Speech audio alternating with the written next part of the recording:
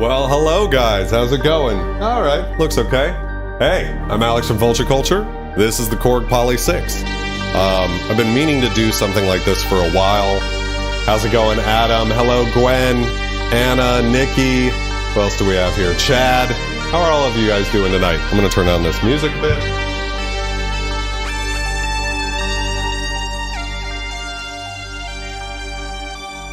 That's better. So, really excited to be doing a stream like this. By the way, I've got a little bit of a cold, so if I'm coughing or making weird mouth noises, wet noises into the mic, I apologize for that. Can only do so much about those types of things. Really excited to be doing this stream finally. I've been threatening to do live streams with these synths for a long time, so thank you, Anna, very much for finally pushing me to do it. And so what I'm really excited to do tonight is show you guys this piece of synth history. There's not many of these left. This analog synth from 1981 is Korg's best analog synth they ever made, along with the Prologue, which is over there. But this is the true classic. This is the one that everybody lusts after. How's it going, Tiffany? How's everybody doing tonight? I'm so excited to be doing this. And it's going to be fun to sort of show you guys quickly synthesis. And I could have started with any of these vintage synthesizers, but I thought this would be the best one to do this type of stream with to start because, hello Ryan, how's it going? Because it's the simplest. So it will be the easiest to explain, the easiest to get going. I'm gonna stop this.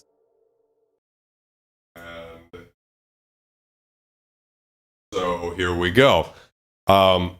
So we're going to go through first just the basis of synthesis, just for some of the people who, what's it say about the chat?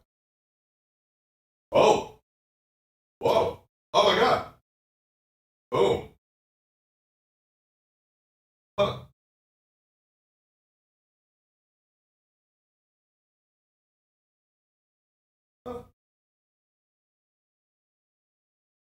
Weird.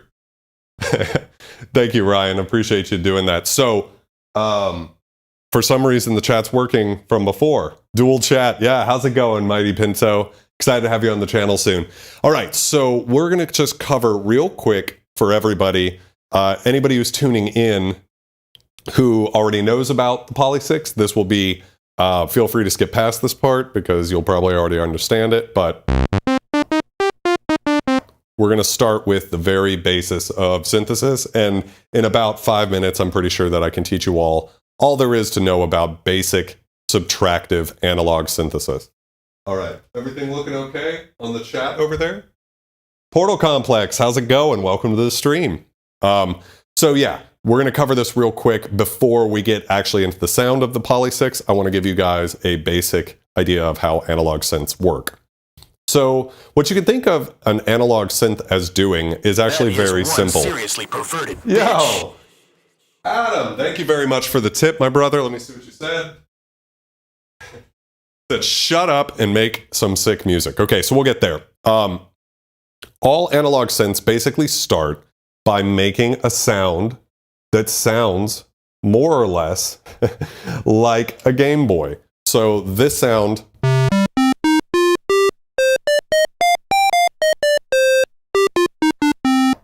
is called a square wave. You might remember sine, cosine, and tangent from trigonometry class. Basically, it's just there's a math equation for a square, and the voltage of a circuit is getting shorted out in such a way as that it's on and then off. On and then off in a certain frequency, which is that trig equation, and you get this sound.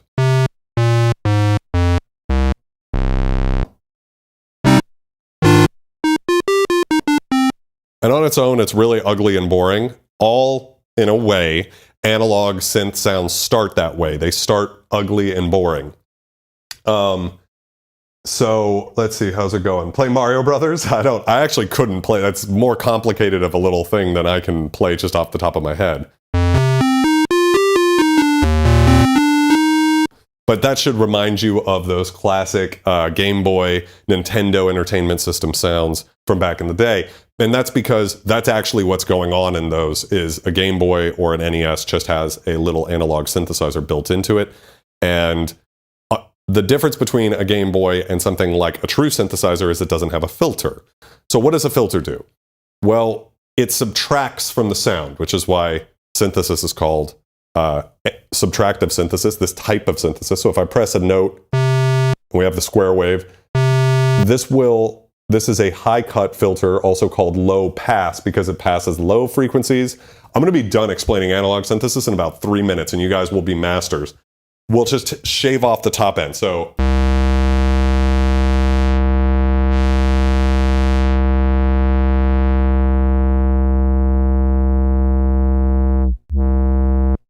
you can hear now that the sound is darker.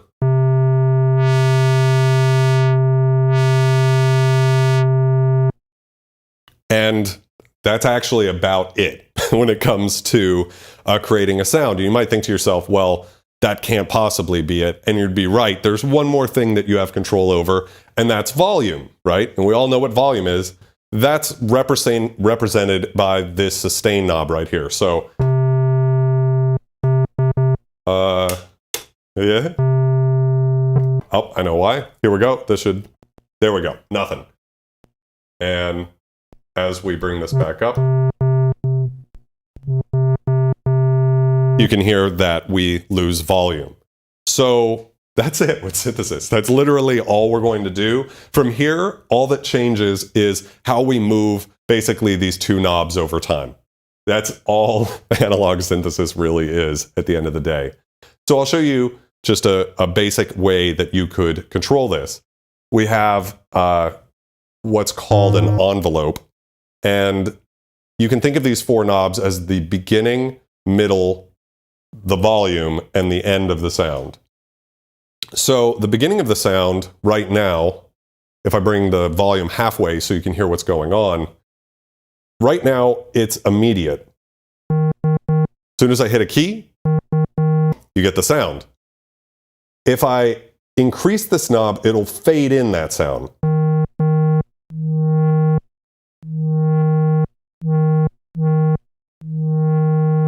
And this envelope is controlling not just the amplifier or the volume, but it's also controlling the filter.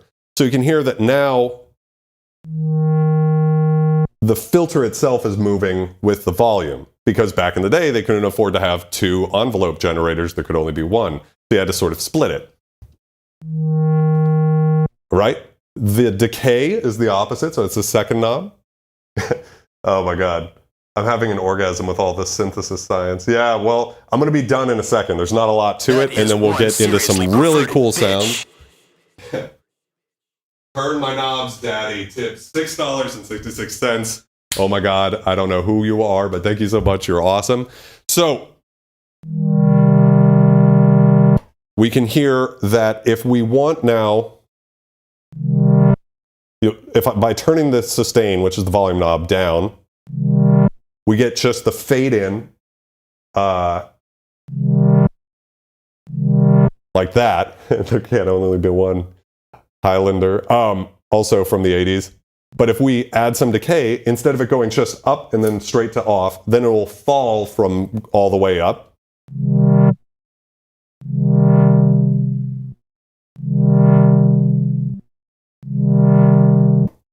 Like that. And when I take my hands off the keys, you'll notice the sound stops.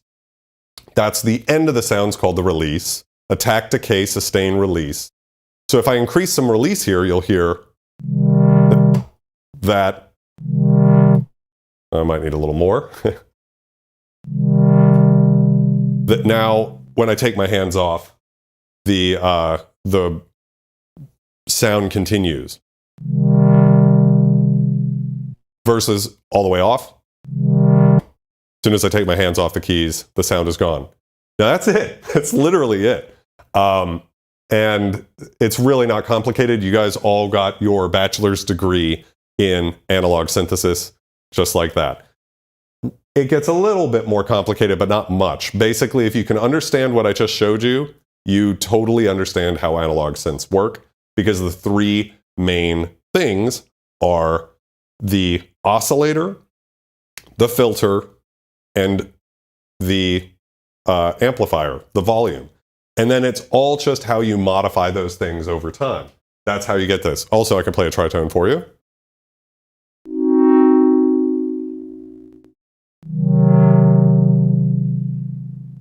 Now, I'm going to open the filter back up again and make it so that we don't, you know, we have something of like a regular sound. Back to the Game Boy sound. Now, if I play a tritone, really ugly sounding.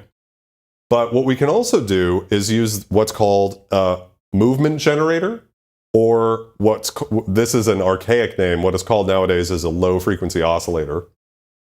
And that's really simple. What it does, I can show you.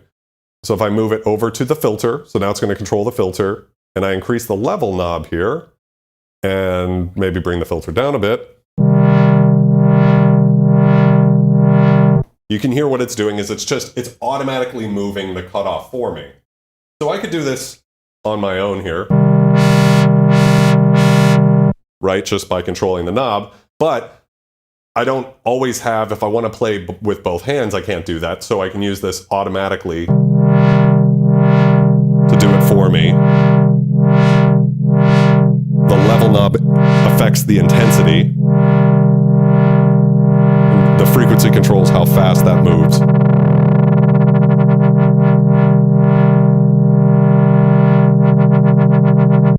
This is how you could get some dubstep-y type sounds.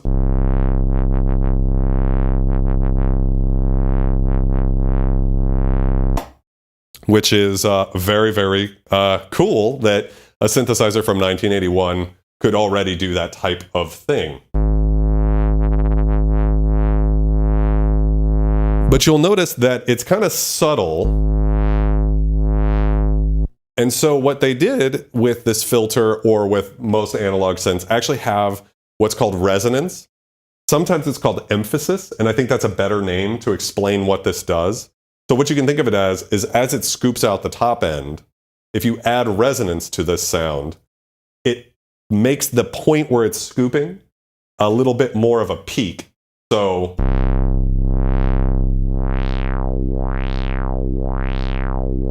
you can hear how there's its own frequency, and this gets really intense on the synth, much more intense than any other synth that I have.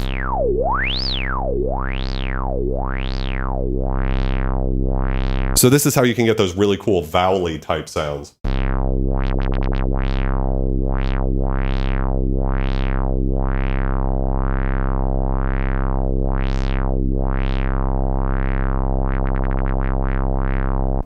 Sort of wah wah wah type sounds. A lot of Tron vibes. Yes, well, so this synth came out in 81, and I don't know, I feel like Tron was the 70s. Do you know, Ryan, off the top of your head when Tron came out?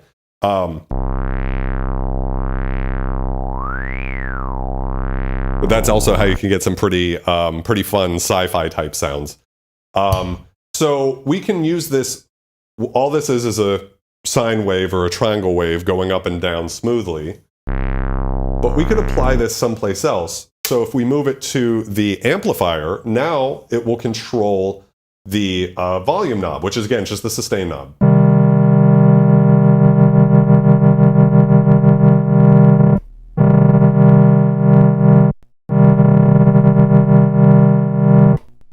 Which is really cool.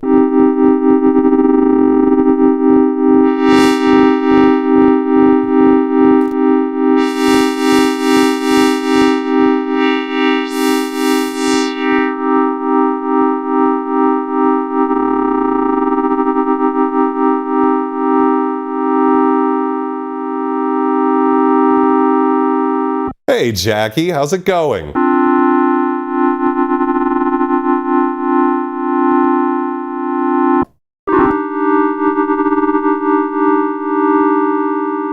So I wanted to show you guys how the synth sounds just really raw. But the thing about all of these analog synths from back in the day is they actually don't sound very modern, obviously. for a couple of reasons. One is, if I play this right now, there's only one output coming out of the synth. You can see, or you can't, unfortunately. There's just one cable, which means there's no left or right channel, so it doesn't sound stereo. So if you guys are listening to this on like headphones or something, when I turn on a chorus, which just detunes the signal out, you'll hear a big difference. I'm going to go over here, and now you should be able to hear how much bigger that sounds. Let's add a little bit of release, which means when I take my fingers off of the keys, it'll fade.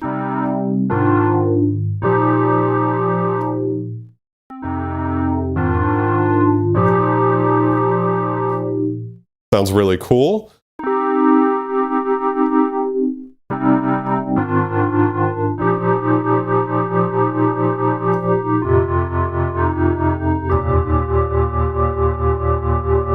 Sounds really nice. One thing we need, though, is to make a little bit more space. So I'm going to just add some reverb. What reverb does, and in the 80s, the way they would do this was with other pieces of hardware. Today, we can just use plugins in a computer. How's it going, I Ride Harleys? Good to see you in the chat. I know you from my comment section on my YouTube video, so I appreciate you showing up. And we can go from kind of a boring, like I said, not that different from what a Game Boy sounds like, to something very cool.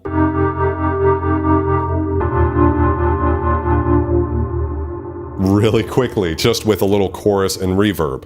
So there might be times during the stream where I turn the chorus and reverb off so I can let you guys hear certain things. But, you know, for now, it's kind of fun to do this way.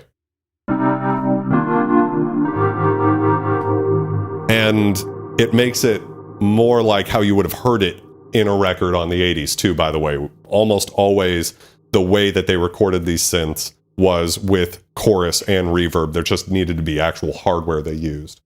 We didn't do it under Underberg Toast. I totally forgot. And I'm not doing an Underberg tonight, but I do have this Guinness, and I've got this black dick. So why don't we pop this bitch? And let's get this started. So just throw that away. So thank you for reminding me, Gwen. Yeah, it's booze o'clock. I love you guys very much. Thank you for being awesome and coming to the stream. I think it's going to be a lot of fun. Once again, I want to thank everybody who pushed me to do this. You know who you are. And I think you guys are great. Thank you for coming out tonight and being part of this experiment. And yeah, cheers to you guys. Malty goodness. All right. I'm going to try my best not to kick that over, but we all know I will. Let's go over some of the other things that could happen here on the synth. I'm going to turn the chorus and reverb off real quick so that you can hear what these sounds like, what the different things sound like on their own, and it doesn't get blurred and made beautiful. You can just hear its raw sound. How's it going, Jason? Welcome to the stream. You have a PolySix too? That's awesome. I'm hoping a few more people with PolySix come out because I am definitely not the master of this synth. I'm just a guy with a PolySix. So I'm going to turn these off real quick. All right, so we're back to just the raw sound. And what I'm going to do is select the preset 1 again.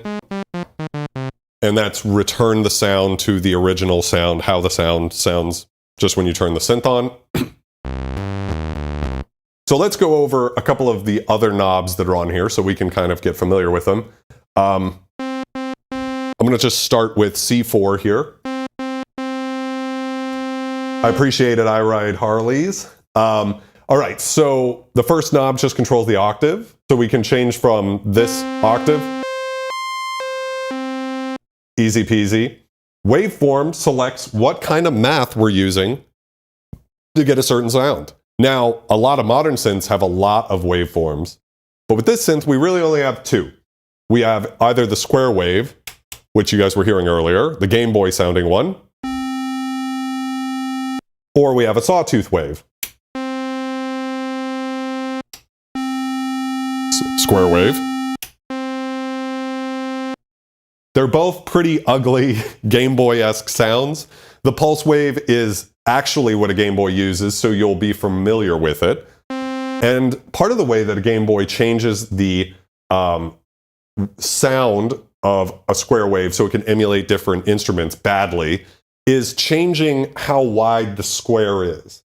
So if you think about it as this is a square which is 50% up and 50% down, real easy to get your head around, we can modify that by using this pulse width knob. So as I move this up, you'll hear the sound gets kind of thinner. And what's happening is it's only, it'll go to like 60% up, 40% down, and you can go all the way until it's 0% up. And you'll hear what that sounds like. So that's, we've completely killed the sound. So once again, that's it, 50-50. So you can get different sorts of like kind of nasty nasally type sounds, which is, you know, part of the sound of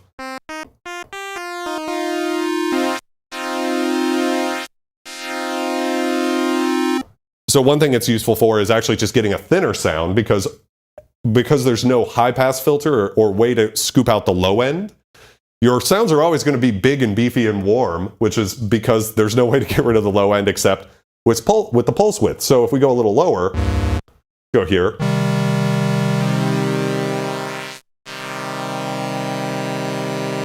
We can get a very different sound by changing that, but that's a little ugly sounding. What's more interesting, as you guys might have noticed, is that if I move this knob, it can be very cool sounding.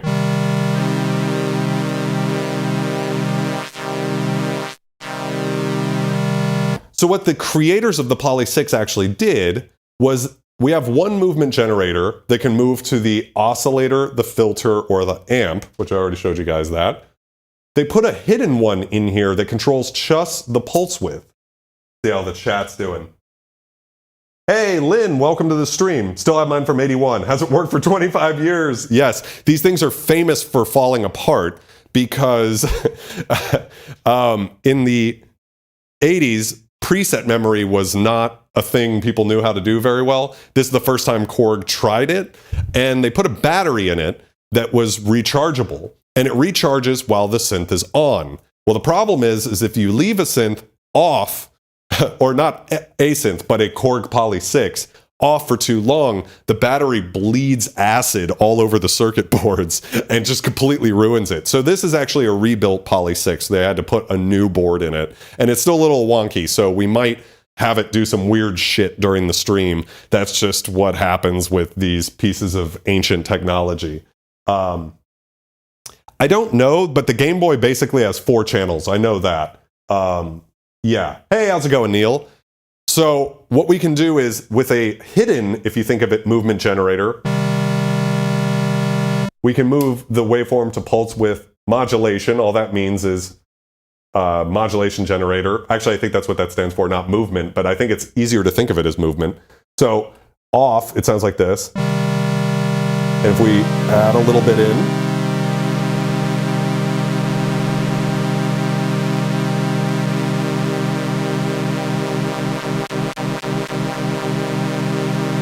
you can hear we get a much thicker sound.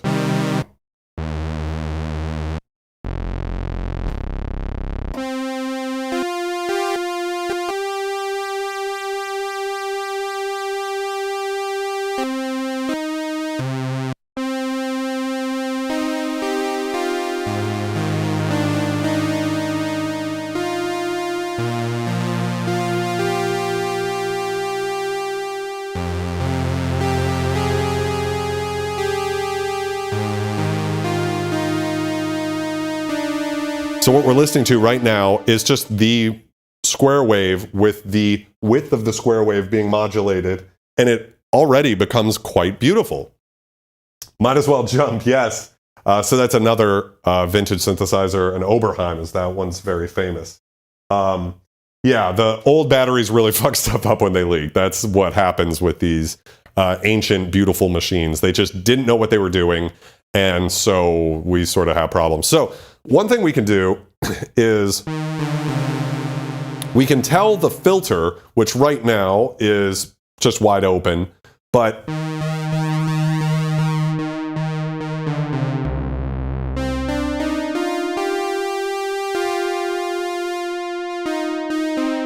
by adding a little decay, which is the second step, that's as it falls down, and we lower the sustain,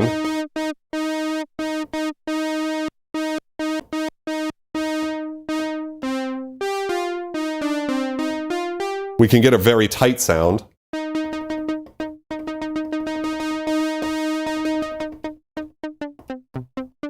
Get very chiptune-y type sounds.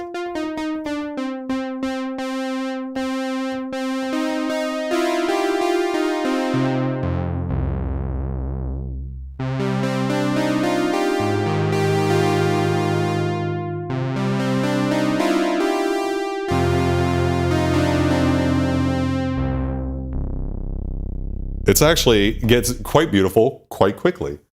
I feel like I just beat Turrican. So I've covered most of these knobs, but what we have is actually another hidden oscillator. So the way that you can think of this is that every time the oscillator makes a cycle, it could tell another oscillator to go up or down. So it's another square wave. So what we can do is add one octave down. It's been off this whole time. So here's how this sounds on its own. Here's how it sounds with the sub-oscillator an octave down. So now we have the capacity to sort of get a thicker, bigger sound, and we could even go 2 octaves down.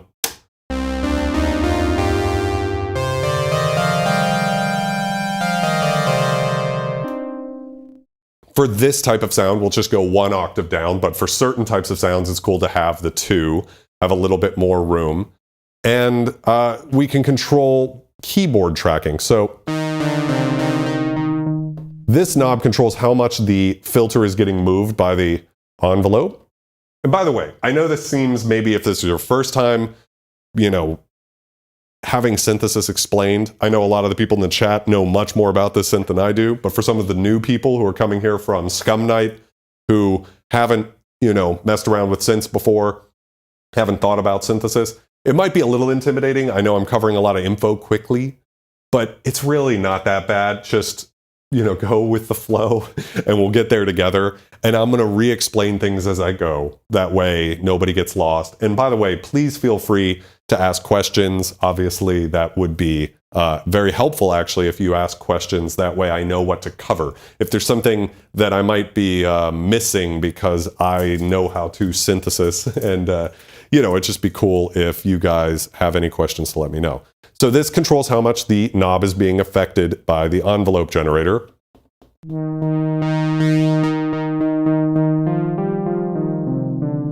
So we can make it kind of dark sounding.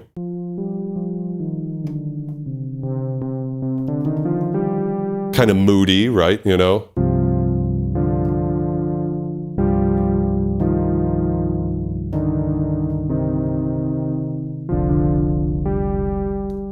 Certain kind of sound, right? Thank you very much, Jason. I appreciate that. What we could do is add some keyboard tracking. So all that does is as you move up the keyboard, the filter opens up more, which is kind of natural. That helps it sound more like a real instrument. So right now the filter's at the same point no matter what key I press. So if I, where did it go? Where did this? There we go. Got a little wonky there for a second.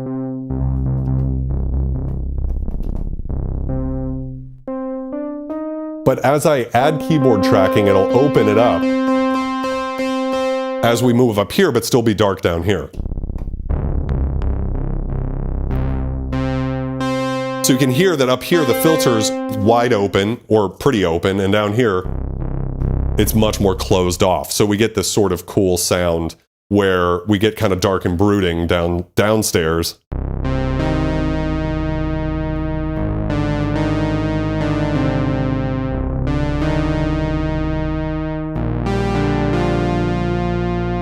Which can be really, like I said, help it open up a little bit, become more interesting. So we've covered a lot so far. We're almost done with more or less all of the knobs. I'm going to turn the arpeggio on, and what an arpeggiator does is if you play multiple notes at once, it plays them for you. So this was very popular in the 80s. As soon as I play it, you'll probably know this type of sound. So if I pick these, I don't know, let's play these notes. The speed knob is here.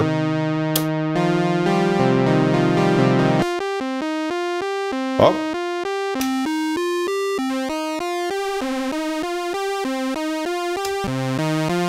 There we go.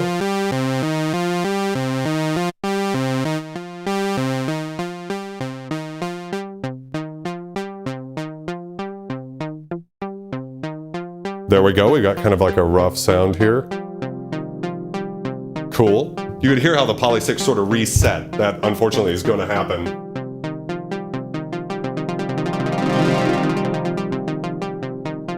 Right now, it's going up 1 octave. We could have it go up 2.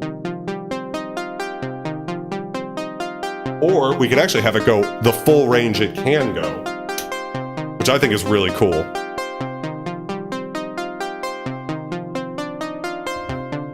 And as, of course, as I play different notes, we get different sounds. Smoke weed every day. Gwen, thank you so much for the $4.20 donation. Appreciate you. What's it say? Play Firebird. We'll get there. We'll get into making some music, but I want to let you guys just hear how this synth sounds first.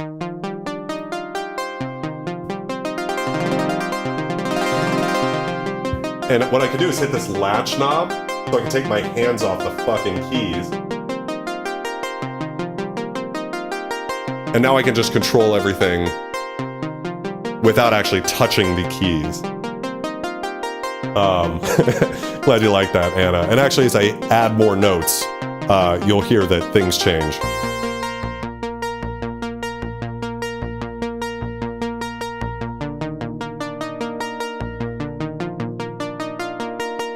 Let's do, let's go.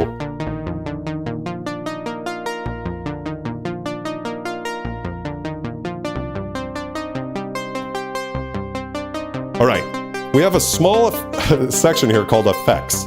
We have 3 analog effects we can use. I already explained what chorus does. Freebird, not Firebird. So what chorus does is it just adds a duplicate of the sound, slightly detuned to make it thicker. So it gets this really beautiful, lush sound. I ride Harleys. I was talking to my friend Internal Command, who you guys should all follow on YouTube. He's an incredible synth tuber, and he has a PolySix too. And my key bed is really great, but this synth has been serviced, basically rebuilt. And he was saying that his is one of the worst key beds he's ever played. So I think that I didn't realize how much better this synth sounds at the time than I realized. If that makes any sense. I love my synths thick, as well do I. The vintage synths do really have a sound. So this PolySix sounds really great.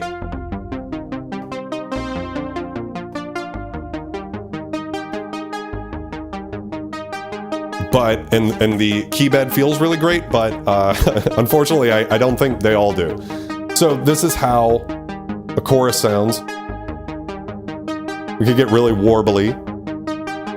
It almost sounds like it's being played back like VHS, right?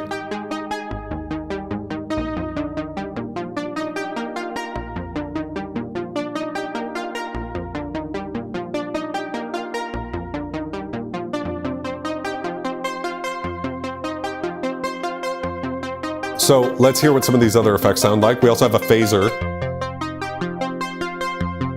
which I thought I would never use, but it's actually very cool. Little swirlier.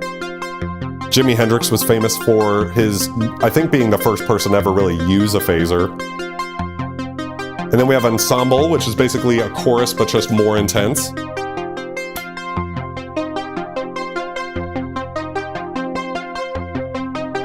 Wave Station is still one of the best, in my opinions. Yes, mine is right here. This is the Wave Station. I'm really excited. Wavestate Native just came out today and wasn't announced ahead of time, so I'm thinking next week actually pushing my stream schedule back and doing a stream like this, but with Wavestate, which is the newest synth to come out from Korg, or at least the newest software synth, based off of their hardware synth, which is based off of this vintage synth from 1990. Yeah, arpeggiators are great. They're the cheat code of synth music.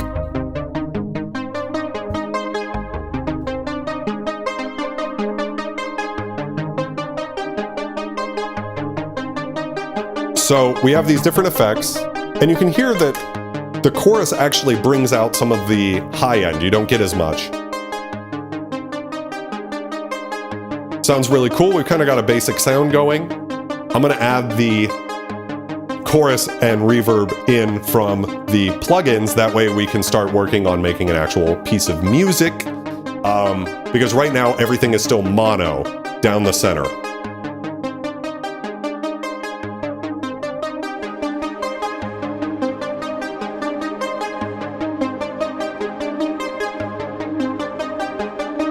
Hey, Ishvram, welcome to the stream. Hope I pronounced that name correctly. I do not have the Wavestate hardware. I've avoided buying it because I wanted that goddamn Wavestate Special Edition 61 key. So the Wavestate is about half the size of one of these synths, and I really just like big synths. So in 2020 or 2019, Korg announced they were working on a Wavestate, but a full-sized version, so I've been waiting to buy that. In the meantime, though, Wavestate, the software version's coming out, and what's really cool is that you can take the Wavestate, the Wavestate, yes, the software version will convert 100% into the hardware. So if you make a really cool sound in the software, I can then load it into the hardware, which is awesome. So awesome that they did that. Yes. What's the famous sound? We get a little Stranger Things sort of sound here.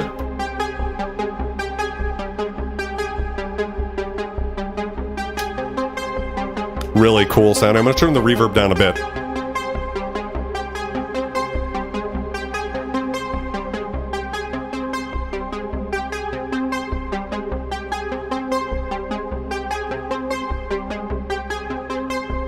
Really, really cool.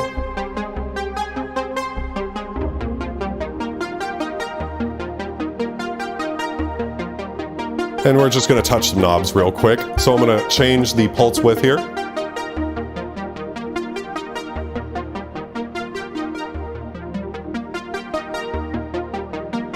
How fast that's going.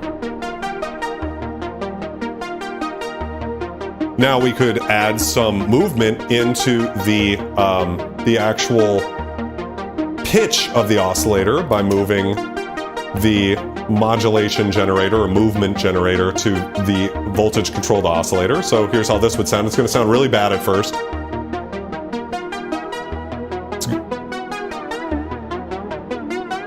It's going to sound like we're playing it back and the tape reel's broken. But if we do a lot less of that, just a subtle amount, we can get a really dreamy sound. Where it almost sounds like how on a old vinyl record that as it went around, there'd be a point where it gets a little higher tune, lower tune. You get this sort of warble to it. Can get a little seasick if you use a little too much though, so I'm gonna turn it down. All right, really easy. Just to save the preset, I'm gonna hit the red button, right, preset bank A, sound 1. Just like that. Yes. Hey, how's it going, Lauren? How are you doing?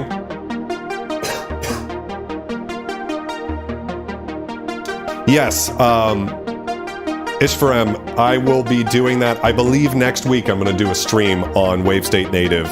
And it's awesome that you have the 37 key. I'm a 61 key guy. All of these synths are 61 keys. I just like that. So they will hopefully one day release a 61 key version of Wavestate.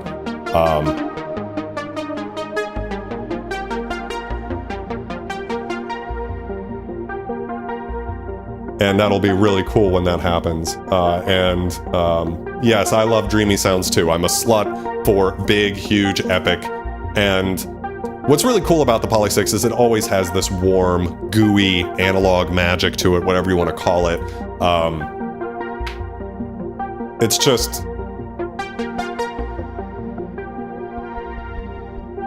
Now you'll notice that when I have this knob here at 50%, the filter's not moving. As I turn it to the right, it will cause the filter to fall. So it'll be bright and get darker. So around here it sort of sounds like a plucked string, but I can actually go in the opposite direction, and here we'll get sort of more choir-y type sounds.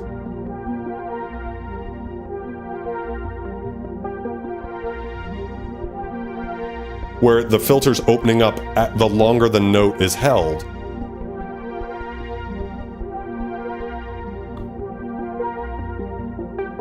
How are you doing tonight, Lauren?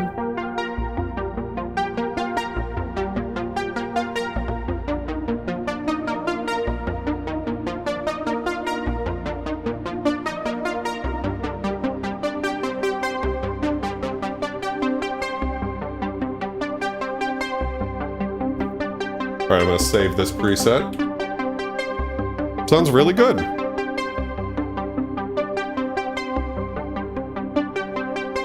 Hey, Time, how are you? Just making some sounds tonight. And by the way, guys, I mean, this is it. Like, you now know all of the synths parameters here. You now know analog synthesis, pretty much. We'll do some more sounds, we'll do some more stuff with it, but you've basically got the general idea, which is really cool.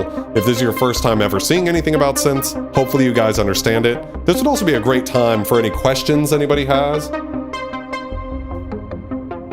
Just gonna play some shit while I see if anybody has some questions in the chat. If not, no big deal, we'll move on.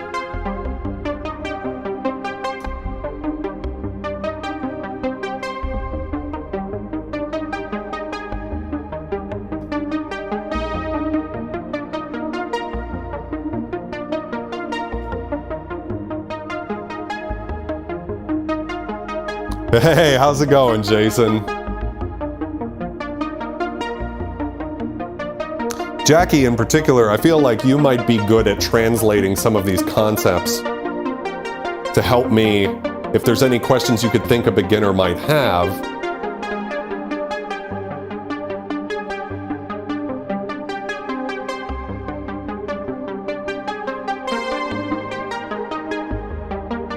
Very beautiful. I use Reaper, Gwen.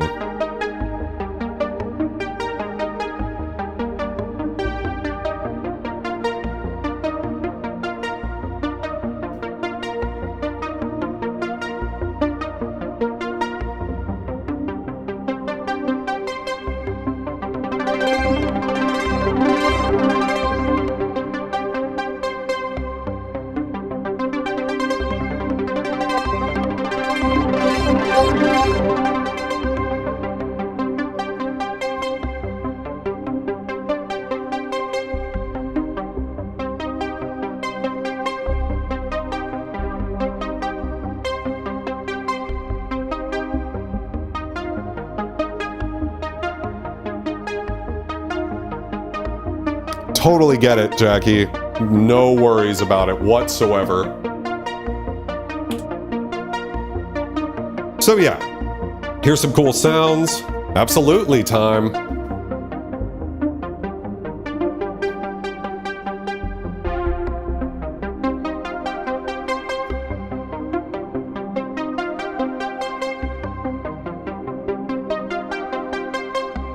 All right, so what I want to do now is actually get to maybe making a little bit of a songy type thing with some live looping. So we've got this sound saved. So I can go to a new sound, turn the arpeggiator off. We're just back to our basic sawtooth sound. But we can always go back to the sound we had.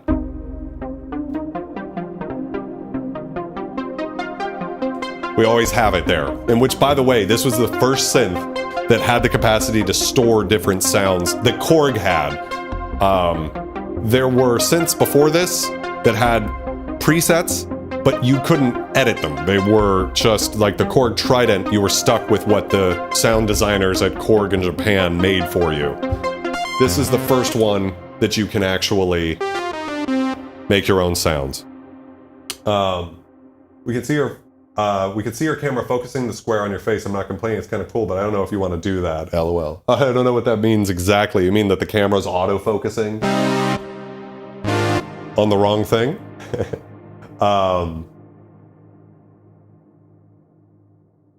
Yes, well, it's sort of to compete with the Prophet 5. The name gives away what it's actually competing with, which is the Juno 6 by Roland. So you can see Roland over here. I've got a JX3P, but I don't have a Juno 6. And basically, the PolySix and the Juno 6 are almost identical in terms of features.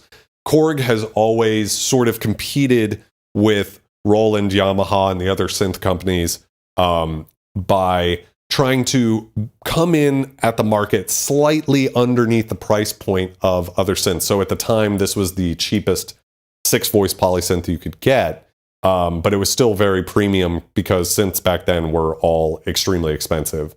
So a Juno 6 has stereo effects, whereas the PolySix has mono effects.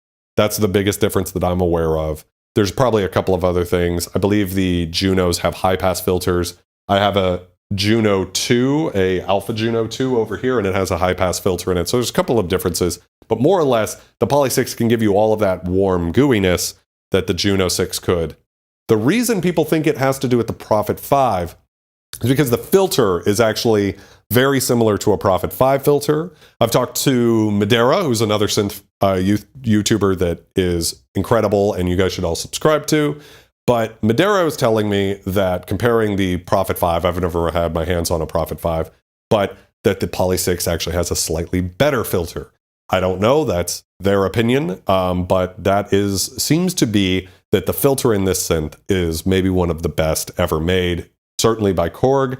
I have a Korg DW8000 over here. I also really love this filter. So it's, of all of the vintage synths, you guys can't see, there's another whole set of them over here. Of all of the synths in this room, the PolySix or the DW8000 would be the two that I like the most, and they're both by Korg. So I don't know. It doesn't matter like that. Shows up with like a square around your face. Oh, there's like some auto, it's like grabbing my face. That's hilarious. Well, I really can't do a lot about that right now, Gwen. So I guess you guys could just, you know, you could like kind of enjoy it for what it is. There must be some setting on this camera that is doing that I didn't notice. It does. How's it going, Autumn? How are you? So anyways, let's make a sound. So what I want to do is create some strings here, or sort of like a pad type sound. So we're going to start with, change my mind. I want to make a sound that sort of fades quickly. So we'll start with just the amplifier. What's useful here is that we can control this real quick.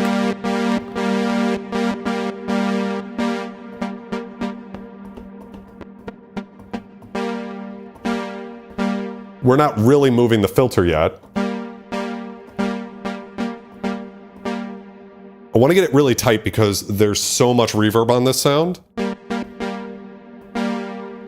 Something like that, but we'll add a lot of release.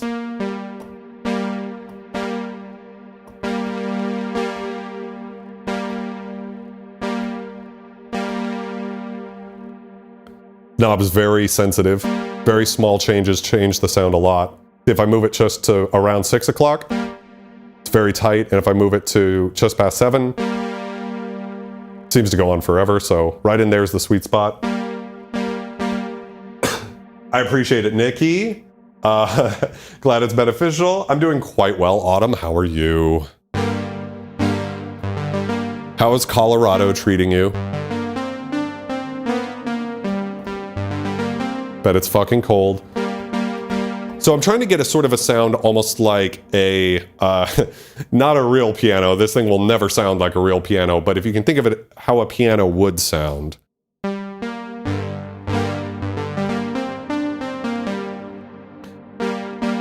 I'm gonna add a little bit of attack to the sound to stop it being so sharp up front. Now if I add it a lot, we'll get a kind of more of a brass sound. But I don't want that, I just want to take a little of the front end off. Just like that, so maybe even a little bit more. There we go. If I turn the arpeggiator on, you'll hear what I'm trying to do here. So with it all the way off, we get the plucky thing. That is one seriously perverted bitch. Yo, Tiffany! Thank you very much for your $10 donation, I appreciate that. So you can see that it takes off the front end of the sound a bit.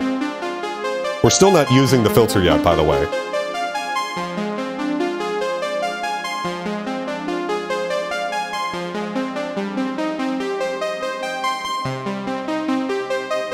I like this type of sound so far. Let's involve the filter.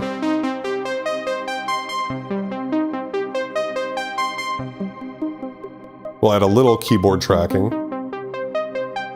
But I don't want so much. That way as it goes up top, we don't, you know, get something too extreme. Let's see what happens.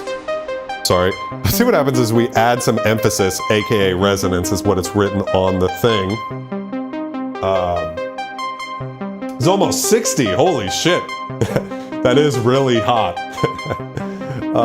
Hey, how's it going, Annie? So here's how it will sound as we add emphasis or resonance to the filter. Here's a certain sound you're probably familiar with, but we're at 50%. This will get really extreme, so watch your earphones. We get real sci-fi lasers, little Star Trek lasers. So not using so much on this sounds probably good. Let's see what happens if we add some chorus to this.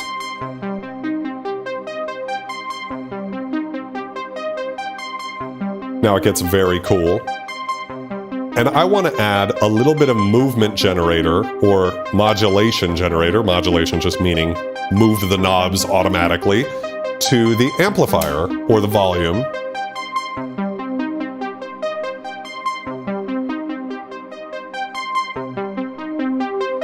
I'm going to turn the arpeggiator off so we can hear it real quick.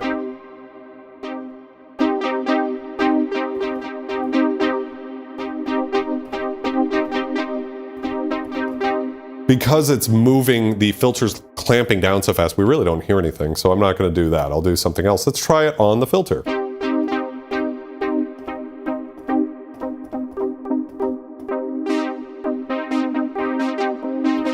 So you can hear that now the two controls are turning that knob for me automatically, and they're sort of competing with each other. So one's trying to get it to do this thing, the other thing's trying to clamp down every note.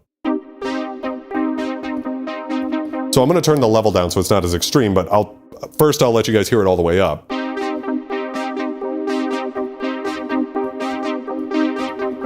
But we can just get a little of that. Just so there's a little bit of movement or interest of the sound.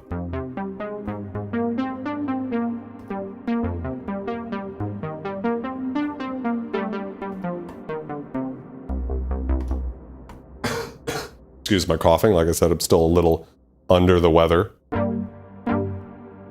So this is really cool. Let's add more decay so it takes a little longer.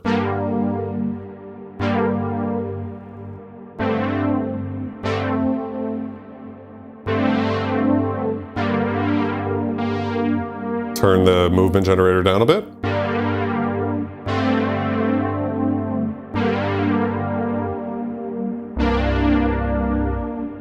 Turn the decay down a bit. I want it a little tighter.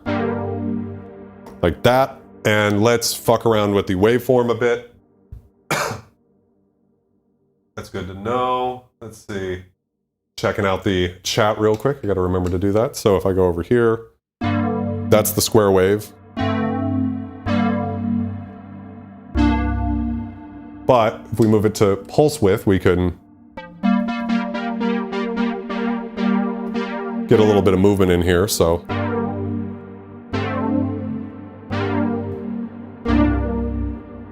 But I actually think I kind of like it on the sawtooth.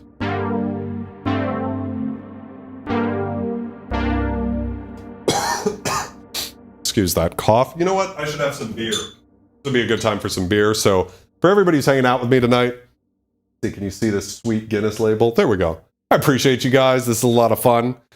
How's everybody enjoying this stream so far? Feel free to be brutally honest if you want. I can take it. I'm tough.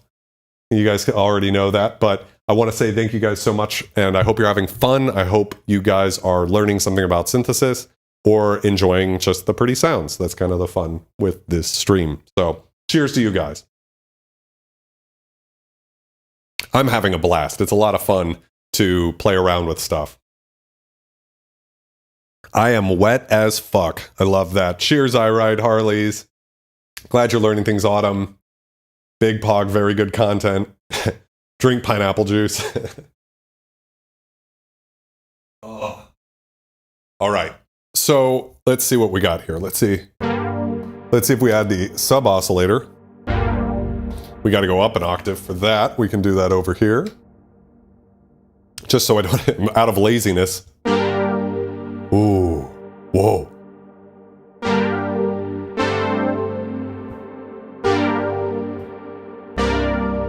Wow. All right, I just want to mess with the intensity a bit.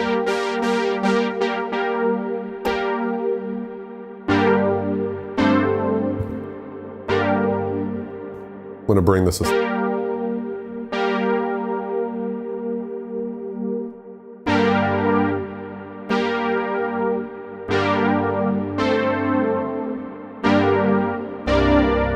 Woo! There we go.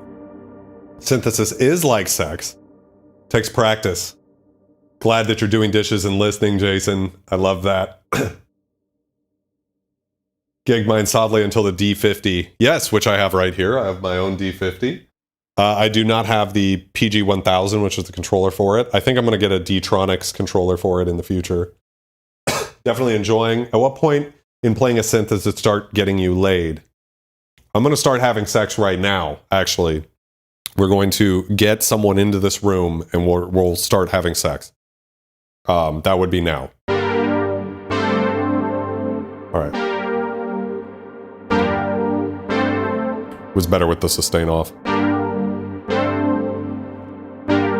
Maybe not all the way off, but pretty close. Yeah, just like a little bit. I want a little whisper that still hangs around. I'm glad you're happy to be here. All right, so I've made a little beat. Why don't we record some of this synth real quick and see what we get and mess around with it. So real quick, I'm going to start that beat up.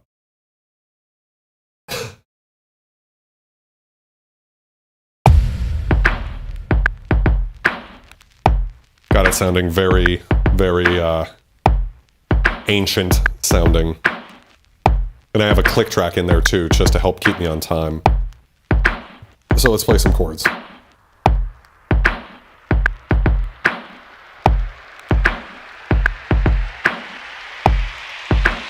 Three, four.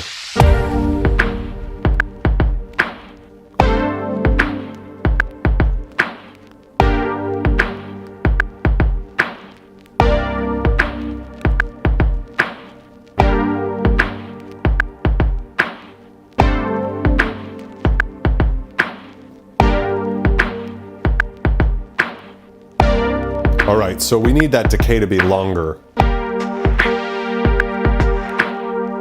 That way it fills out the space a little more. Excuse my cough, guys. 2, 3, 4. So you can see how touchy these knobs are. I barely moved it and now it's way too long. Let's see.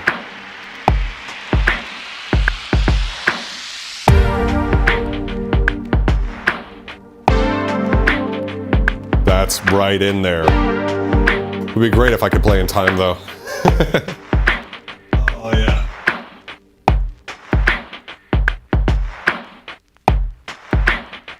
Honest question, how do you keep track of all the settings? Well, we actually just save it into the synth. So if I hit right, bank A, 2, now that sound is saved into this synth, which is really useful.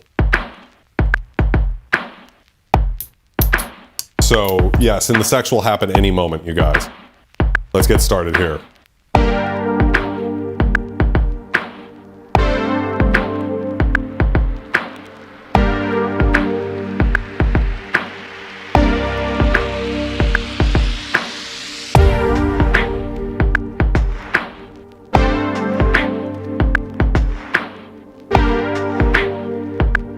Play in time, damn it, Alex.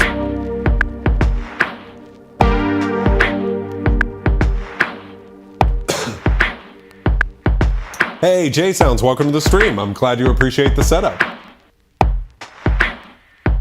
As far as keeping track of the settings, Annie, I mean, from the beginning of the stream, I kind of went over what most of these things do. I'm gonna try that again. I got a little sidetracked. Basically, you only have 3 parts to a synth. You have an oscillator, which makes the sound. You have a filter, which shapes the sound. And you have an amplifier that shapes the volume, or volume over here. And then the rest of it's just how you move those knobs, how you tell the synth to move those knobs for you.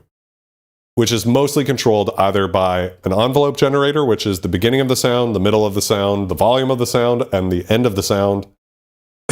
Or with a movement generator, modulation generator, low frequency oscillator, whatever you want to call it. And that makes the sound go up and down automatically. That's it. That's all of analog synthesis, more or less. Let's shorten the decay a bit, but not by much. Man, it's touchy. A little more. Come on, baby. I think that's about right there. I don't play the piano all that much, Neil. I'm a much better synthesist than I am actual piano player. It is the PolySix for sure. And it hit some dope high polysynth. I'm going with it, baby. I'm getting there. We're getting there. We got to start with just a basic sound and build the song up. Let's try again.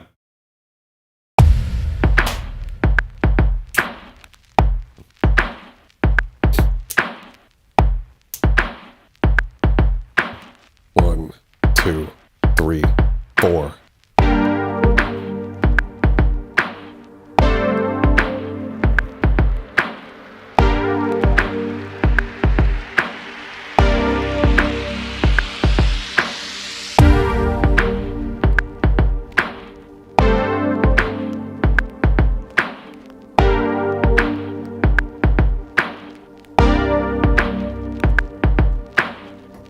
All right. So what I'm going to do is just run over to Reaper real quick and loop that.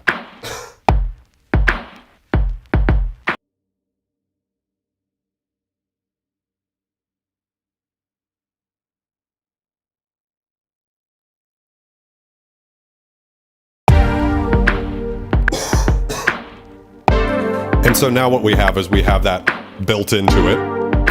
And I want to play the next chord progression. Let's see if I can remember it real quick.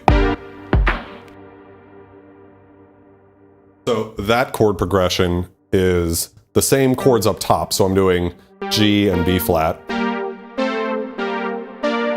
Like that. That's the same top. But we're going to go, and instead of playing a G power chord, we're going to go to E flat. F. And then this chord, the D minor, is super sad.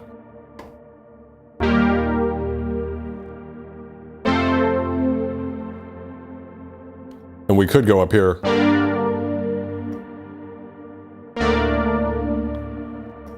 But I think I'm gonna just keep it the way I was thinking. We're getting to the layers, babe. We're gonna build it up like an ogre, right?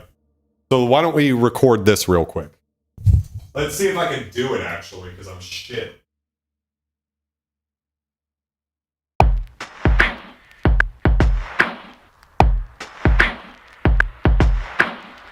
So same up top, E flat major here.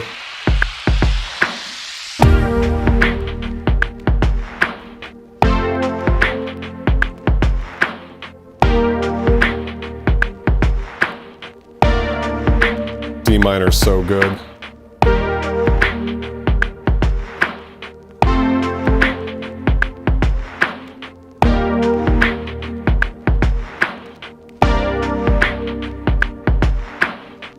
All right, fucked it up at the end.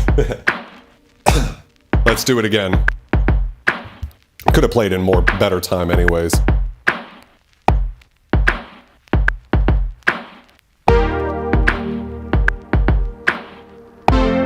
I was out of time. Let's do it again.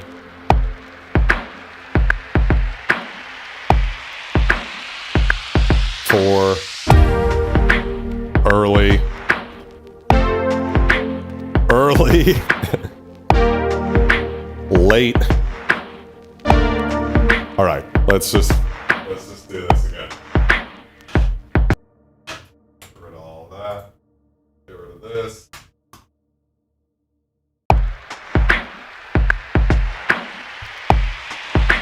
Try again.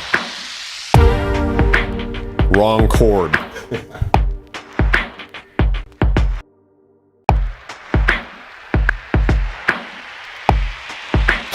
The right chord this time.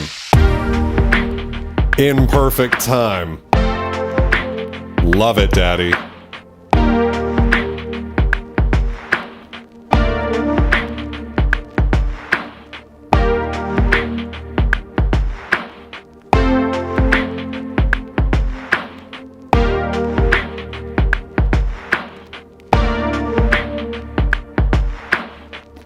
Liked it. I played the last chord a little fast, but I think it's going to be okay.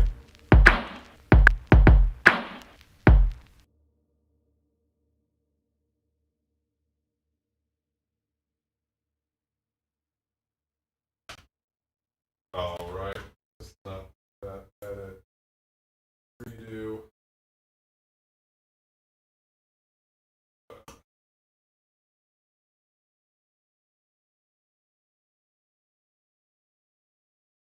Boom.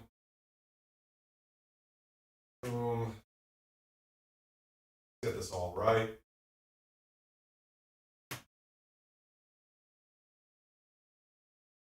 Let's get this. Go.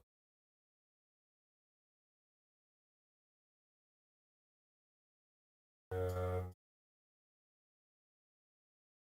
all right. So what we've done real quick is, hey, 24 people liked the damn video. That's pretty awesome. Oh, wait, they haven't yet.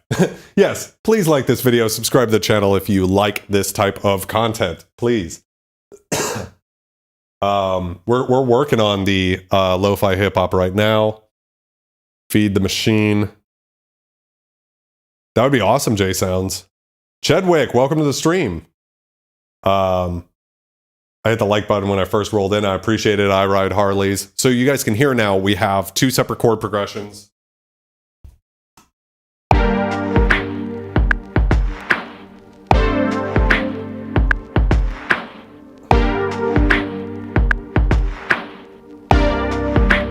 Oh, it's so beautiful.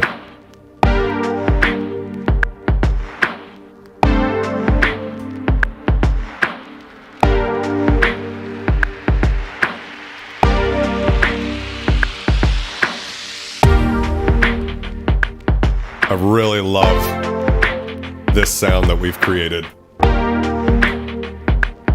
You hear I was a little early on those two chords. I was early on that one too.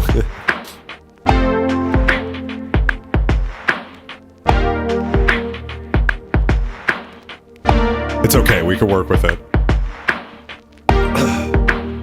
Hey, Mark, welcome to the stream. I have a PolySix that I bought in 1981, the year it came out. Any idea where I can get it looked at and have a new battery installed? Well, I live in Florida, so I know a couple of people down here.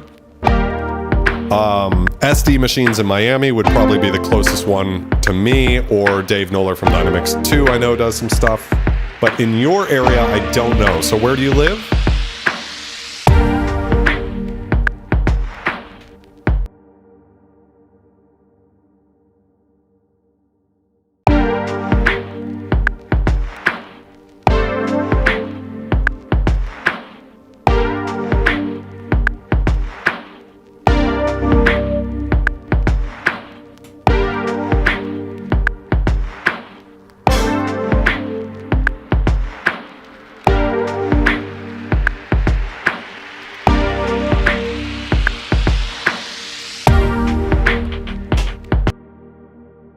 All right, guys, so what I've done is duplicated a track, so now we're working with a new version of the PolySix. So we can do a new layer on top of what we already have, and we'll make a new sound. So, glad you're vibing, Gwen. This is going to get good. Some of Guitar Centers have good keyboard synth repair shops. At least in Colorado we do. Yeah, I bet a Guitar Center actually would be good. The problem with a synth from 81 is it's tough. As wenches say, it's always good to be earlier than late. So true, Nikki. Foo Fighters have a philosophy where they refuse to do more than 2 takes because they like the imperfections and it feels more natural and sincere.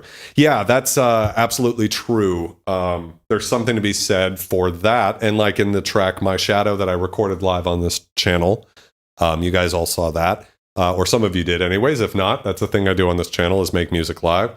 And with that one, you guys, the final version of the song is not perfect. It's not locked in. I played everything by hand. You guys watched me do it. And, there's little things that are out here and there, but that's part of what makes it seem human, alive.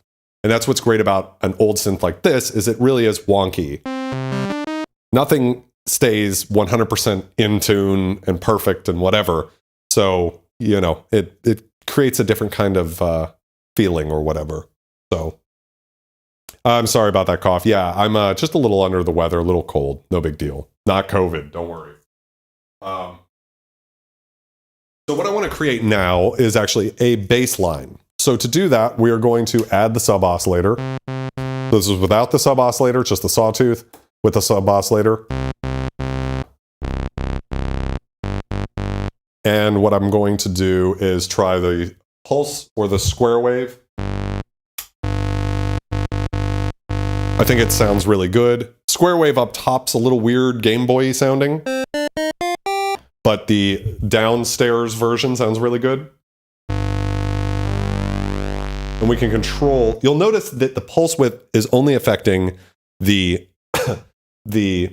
square wave and not the sub-oscillator. So we can hear the sub-oscillator on its own actually by moving the pulse width all the way to 100. So that's the sound of just the sub-oscillator, and then we can fade in.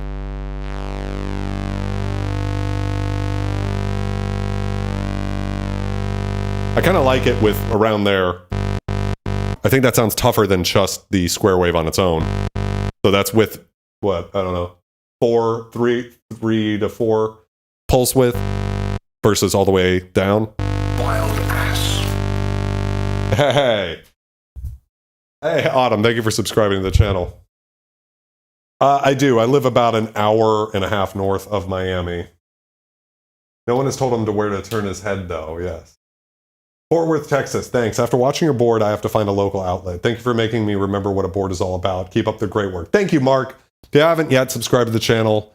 I do a lot of stuff like this, and it would be great to have you hang around. Next week, I'm going to do one on Wave State Native, I think. I think it sounds better like this than all the way down. Right there, you get that interesting harmonic. We can play around with pulse width modulation. I don't think so. I kind of like it for a bass sound. I'm working on the bass right now. Sounds pretty good right around there. Oh, you live by Tampa. That's awesome. That's not that far. A fellow Floridian. Okay, so there's a couple of things I haven't messed around with yet because they haven't been relevant, but now they are. The PolySix has 6 voices. That's why it's 6. And what that means is I can play 6 notes at a time. If I play...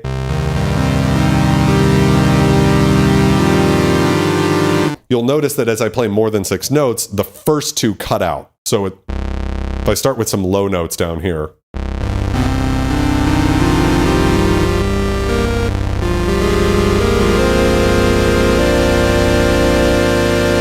You can hear that it cuts out down low. Yes, Chedwick, Wave State Native just came out, I believe, today. And so I'm going to do a stream on it next week. 25 likes.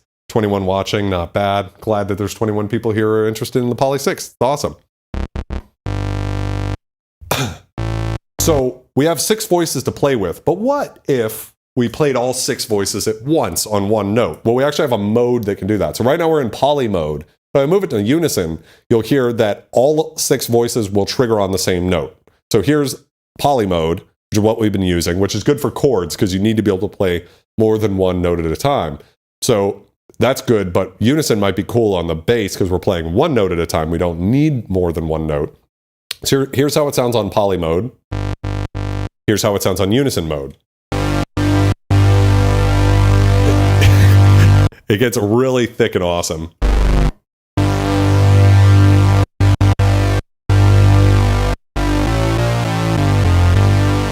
Really big and beefy. I love the old ones too, obviously. I need a little bit more Guinness to help with this motherfucking cough.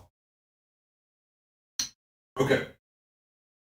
So, we get this great electro bass type sound.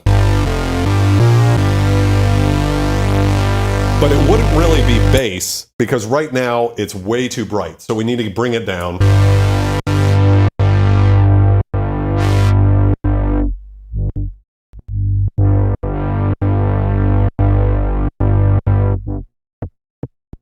And now we're having that filter close really quickly. So once again, if you missed this part of the stream, what I'm doing is by turning the sustain all the way down, this is up. By bringing it down, what it's doing is every time I press a key, it's causing there to be sort of like a falling of the cutoff. I could simulate this, by the way, just by closing the cutoff off manually, right? Like I could go. But we want it to do it automatically. So I'll just tell the synth to do that by turning the sustain down. And we can control how fast it closes by the decay knob here. So right now it's really fast.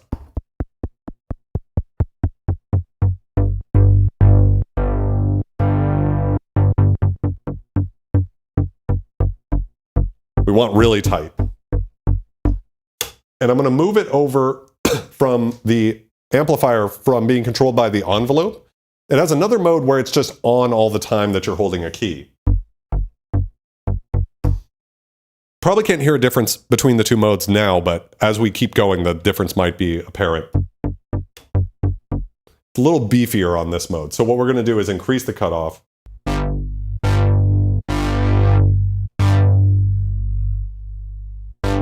I like getting it to where it's around the sub frequencies. I'm wearing headphones, so, you know, I might not be hearing it exactly right, but, and if we add some resonance,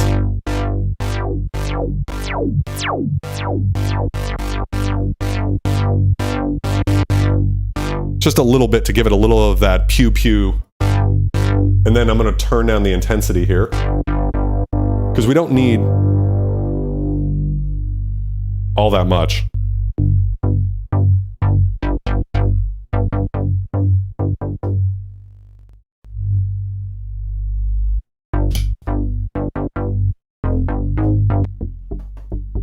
Ooh, I think it's just...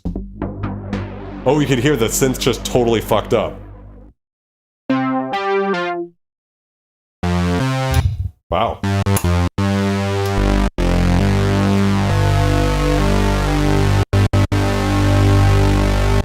That's part of the fun of owning one of these old synths.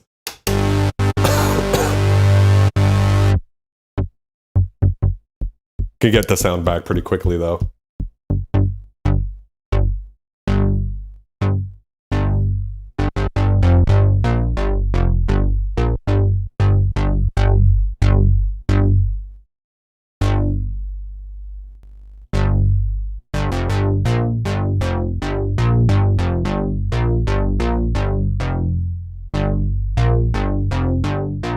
All right, something like that.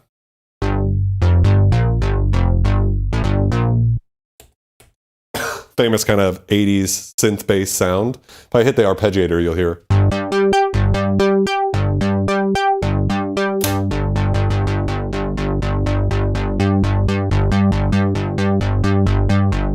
Lots of sounds like this.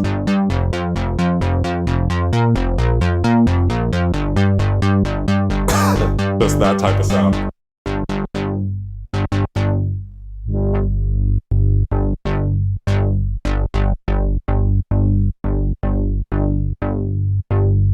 Really like it right around there.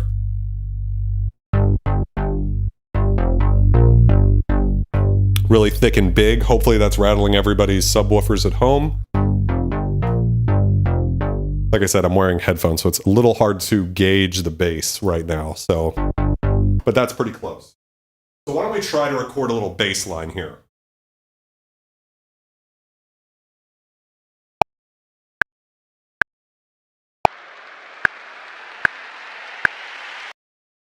Myself a little time.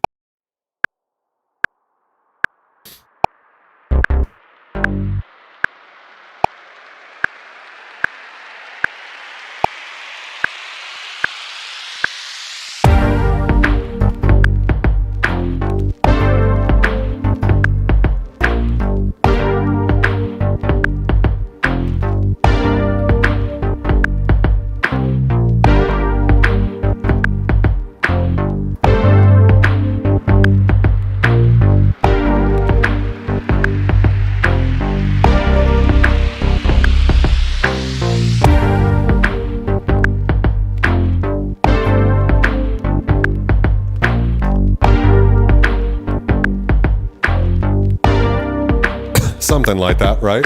That sounds in the neighborhood of good. Let's go ahead and rewrite this.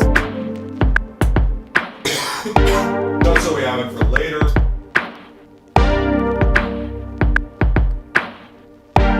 Thank you, Annie.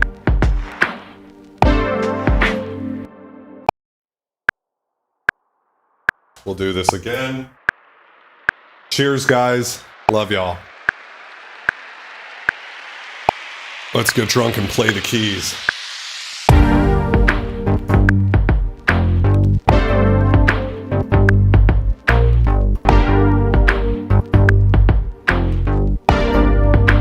All right, so that's the trick. I need to swing my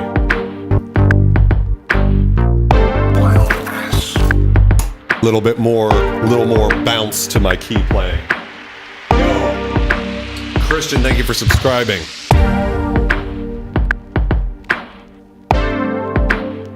Go ahead and give this a shot again.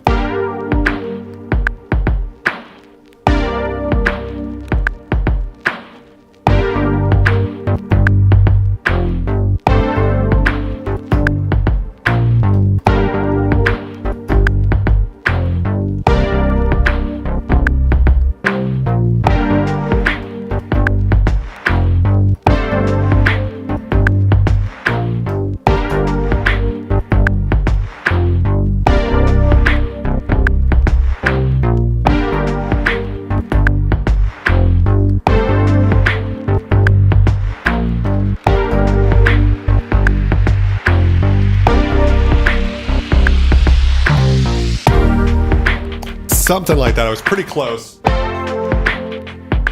Still fucked it up a bit.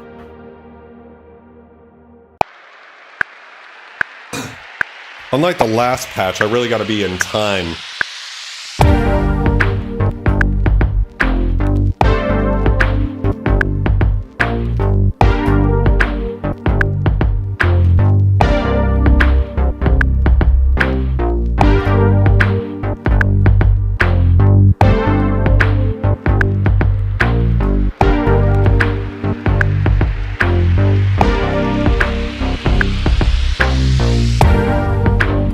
I feel like that was good.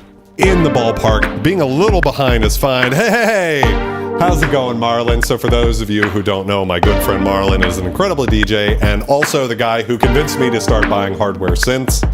So thank you very much. Now this is what I do on my Wednesdays.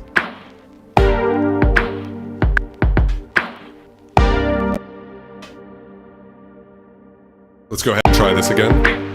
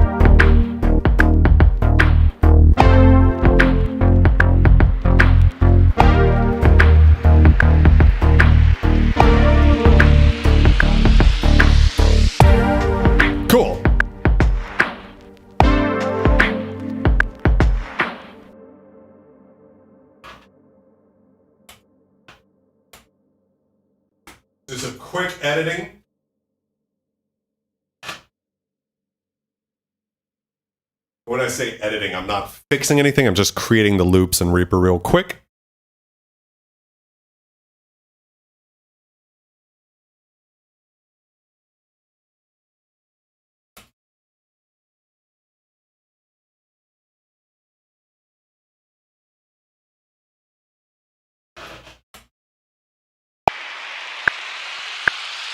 So we can hear what we have. Oh, that sounds pretty good, actually.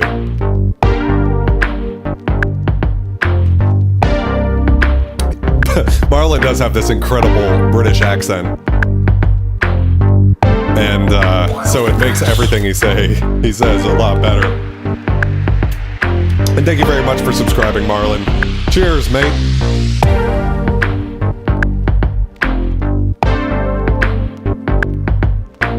So we've got a cool mixture of sounds going on right now. I've got a couple of new ideas. Let's go see. We got a pretty good bassline sound. I'm gonna try to emphasize the low end a bit, actually.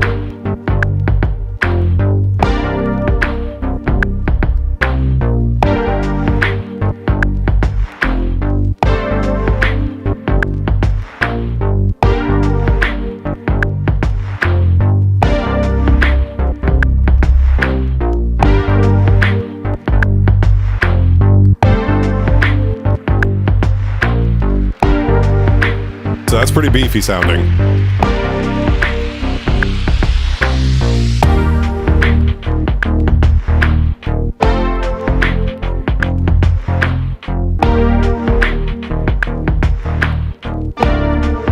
It's not perfect. It's a little sloppy, but it's pretty good for just, you know, for just me and no sequencer or anything playing it live. So, yeah. All right.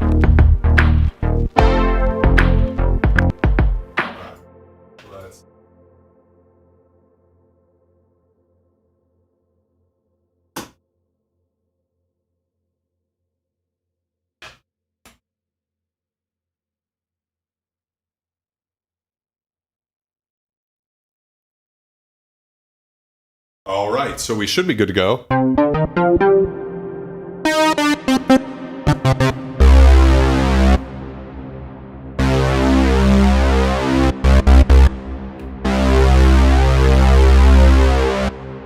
Put it into poly mode.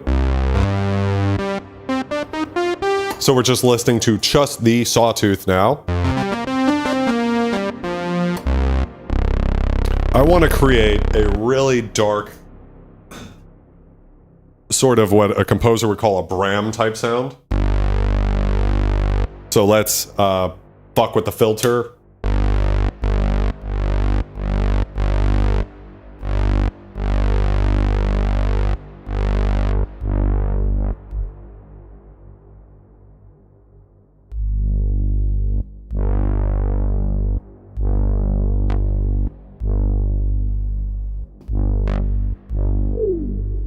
We could get some nice whale noises.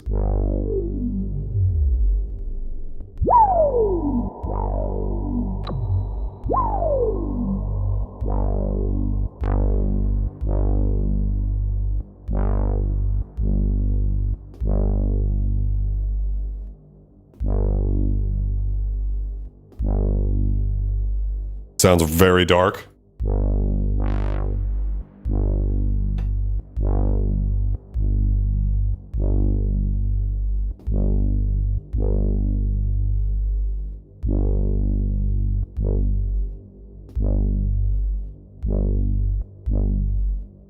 I really like this sound. See if any of the effects sound good.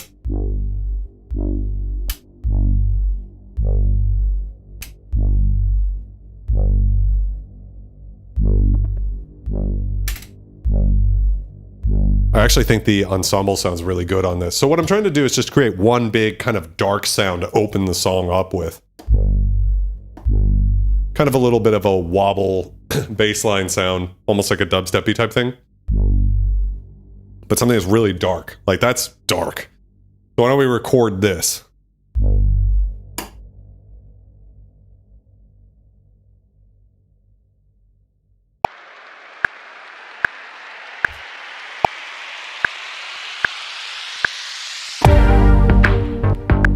barely hear it. That's okay.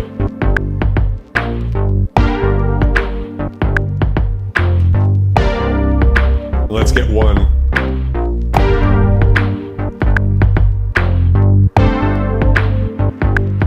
On that E flat for the chorus. Hey Christian, welcome to the stream. Yeah, it really is awesome. Oh, wait, were you already here, Christian? Yeah, I think you were. But hello, welcome to the stream anyways. All right, real quick, let me just do the edit, create the loop.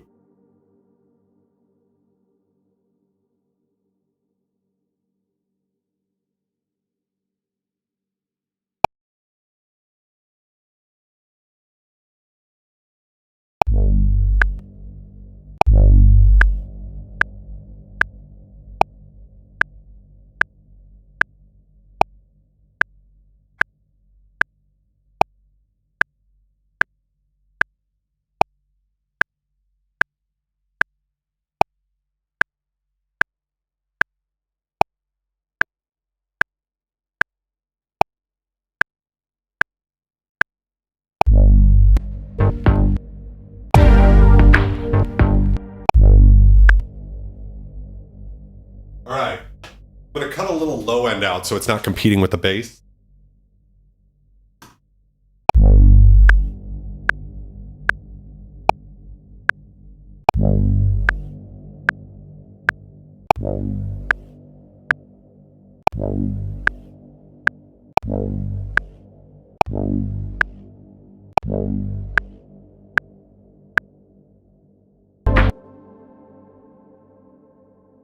Cool, so that's a pretty subtle layer. It's not like the craziest thing, but I think it adds a little bit of vibe to the whole track. So let's listen to what we have so far.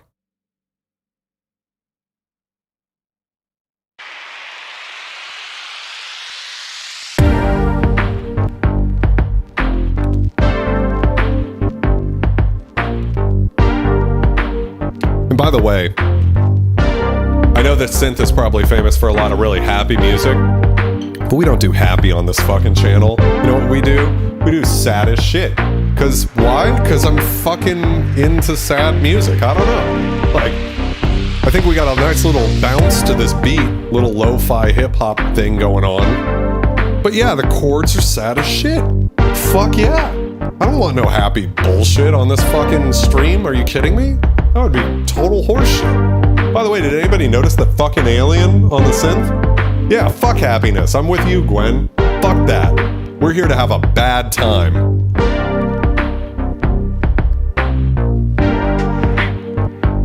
So we got some cool shit going on so far with this synth and everything. What I want to do is now add, for the chorus, some higher string type sounds. Happiness is a scam. Yes, Autumn, I'm right there with you. So let's have a bad time and make some really beautiful string sounds.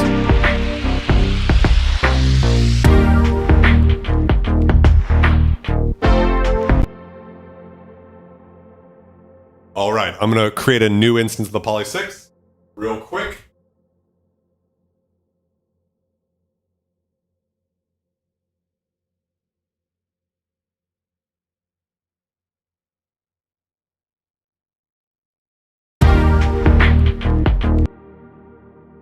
Cool. Here in the SCUM family, we run on sadness and booze. Fuck yeah, we do. Yeah, synth can be super dark, and that's what's so great about it, is it really does have some really cool... I'm happy having a bad time, so what? Yeah. It's true, and that's what's great about these analog synths from the 80s, is they're alive and moody, and you put some reverb on them, and then you have like instant atmosphere. So anyways, let's save this sound. Might have already had the stuff corrupted. Yeah, I think it already is, so I gotta redo this real quick. Basically, just turn all the knobs once, and it will work.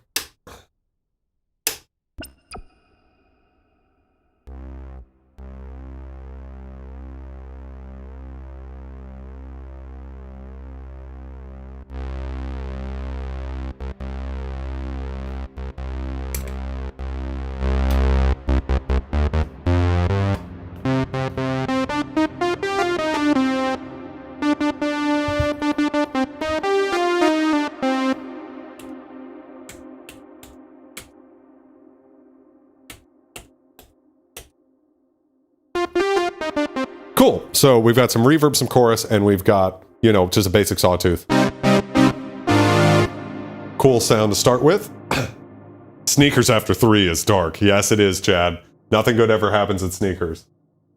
That's the fucking truth. All right, so what we're going to do is bring this up a couple octaves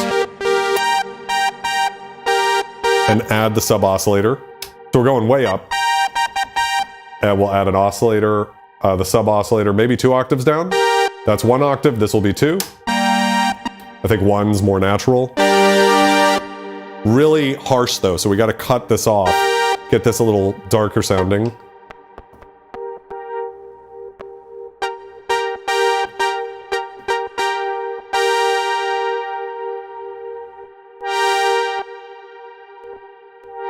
Really sensitive, so if I go like all the way to 7, it takes forever to fade in.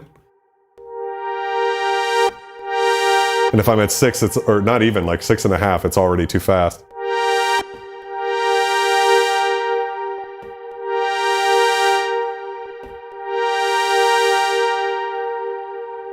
All right, that sounds pretty good. I want to get some resonance though.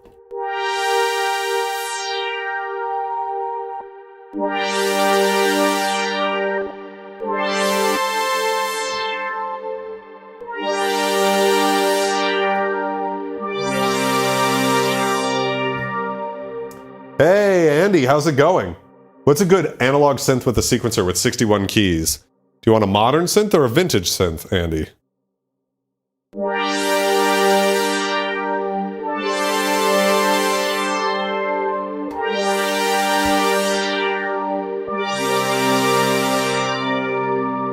Sounds really big. It doesn't sound that deep, but don't forget that we've got these other layers going on that we've already recorded that are in the lower octaves.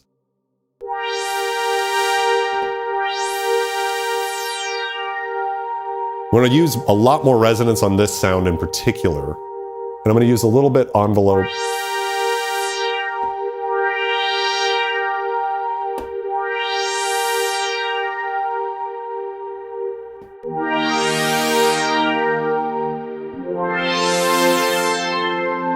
A little more decay.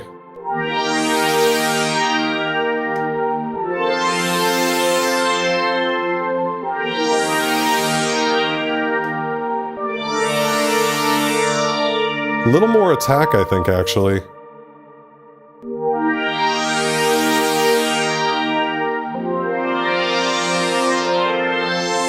Sounds really cool. Doesn't matter. Good analog synth with a sequencer. 61 keys. So that would rule out the Take 5 by sequential.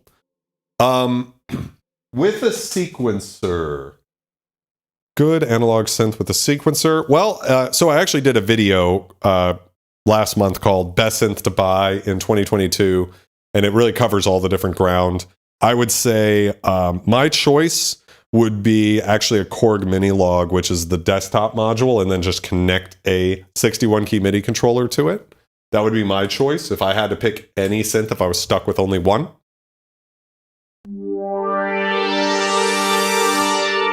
I don't know, but probably the best recommendation I could give you with a sequencer would be the Prophet Rev 2.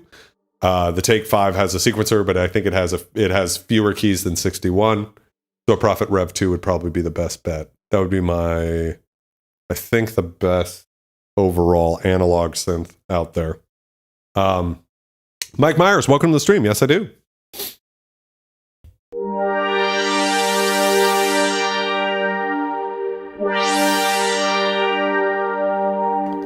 All right, let's see how this works with the timing of the song.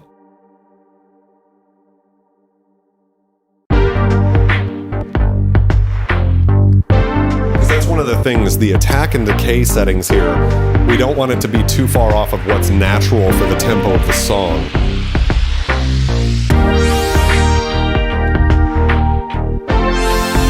So we'd slow it down a bit.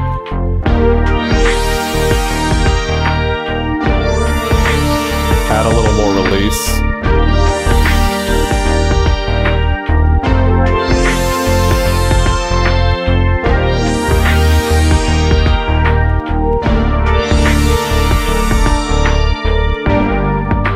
the decay down a bit.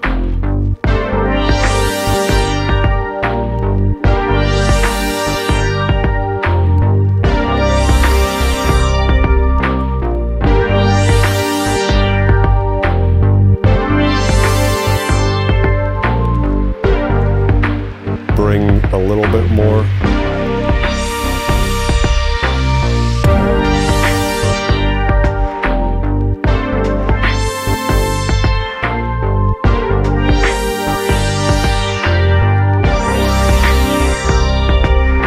I'm going to bring the intensity down a bit.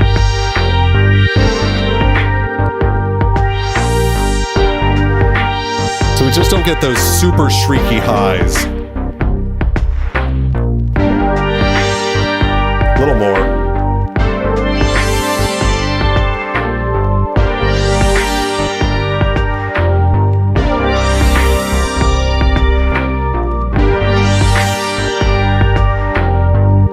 Little more decay, fuck.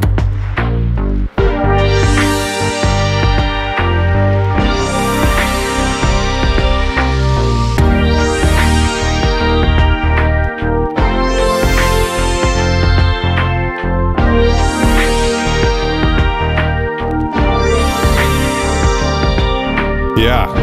All right, so let's save this sound real quick. And I want to put some effects on it because it's a little bright, but I like how it goes all the way up there. But we got the tuning of the attack and decay about right. Let me see what's up in the chat. Jason says get an external sequencer. If that was the case, my favorite modern poly analog would be the Korg PolySix. I'm sorry, Korg Prologue. Chedwick says, I'm with Alex and Jason, get a good 61 key MIDI controller with the keypad you want, get a module. Yeah, I mean the best, what's a good analog synth? Makes me think you don't want the best analog synth. The synth I said was best in class was the sequential OB6. If you had to pick any synth, that would be the synth, right? Is the PolySix a new baby? The PolySix is from 1981. It's actually the oldest synth that I have, and it's also one of the rarest synths that I have. Iris Musico, welcome to the stream. It really is. It's amazing. So to cut the sharpness down, we'll actually use the effects. So I'm going to put on the, I think, ensemble or the chorus.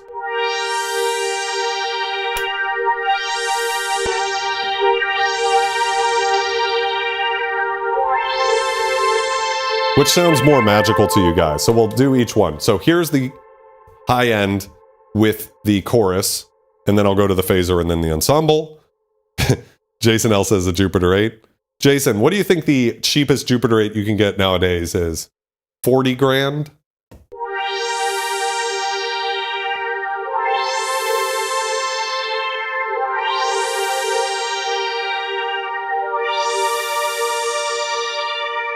So that was the chorus. Let's go to the phaser.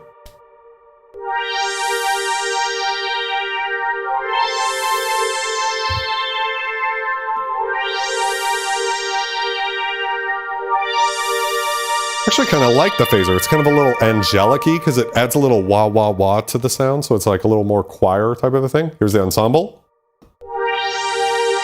Really thick.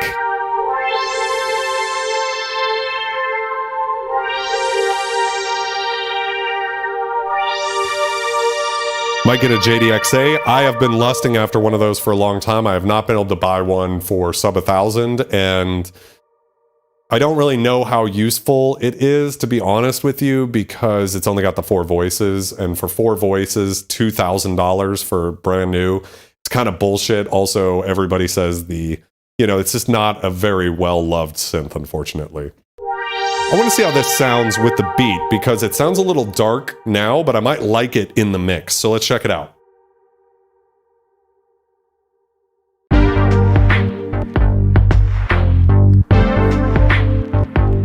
Let's see.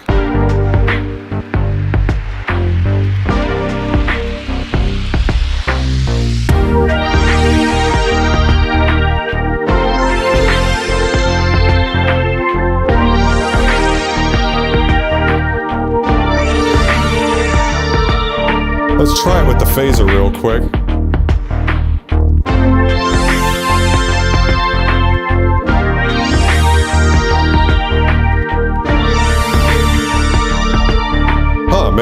chorus is the way to go? Let's try again.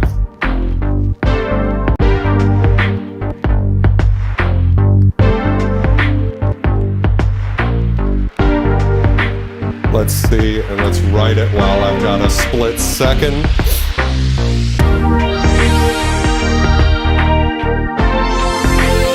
I think this is the way to go.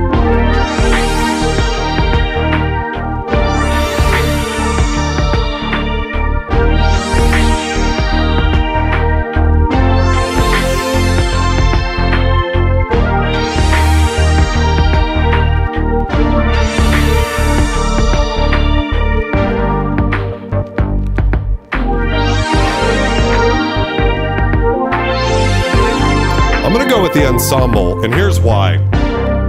I feel like I need to turn the filter down, but I want to get that sweep. It's just so sweet that I don't want to change that at all. So we're gonna use the ensemble, which is just like the little bit thicker, darker chorus. Hey, you know, 1200's not bad for the synth. I'm sure it's a good synth. Is it a synth that I think I would spend $1,200 on? If I didn't have any synth and it just really spoke to me, maybe. But I would watch Sonic State's video on it before you spend that money, because you can just see that it's, first off, it's Roland's first analog synth since 1987, and they just really didn't nail it. They got a lot right, but then they also kind of got some things not perfect. So I just checked that video out. There's no doubt that you can make amazing sounds with it. And really, it's a flagship analog synth. It should basically cover all of your bases, but there's a reason they had trouble selling them. So that's all I would say. 1200's not bad for one, but, you know, pros and cons. Go dark or go home, I agree. So let's see here. It just, by adding the ensemble, I'm going to turn the ensemble off real quick. It's okay, but once you put that ensemble on and it's got that moody, almost like coming out of the fog.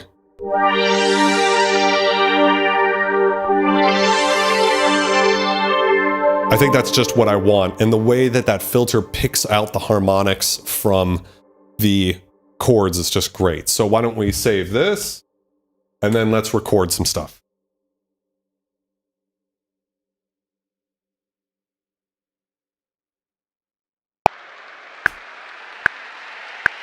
Let's see if I can play in time. Wait, I'm in the wrong place.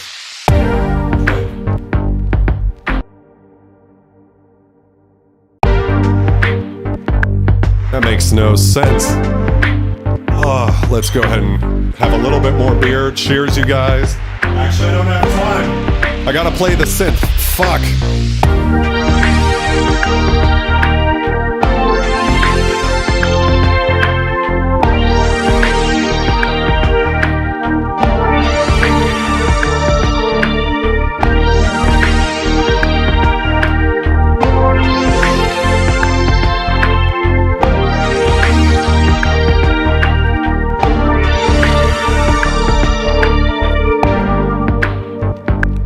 There we go.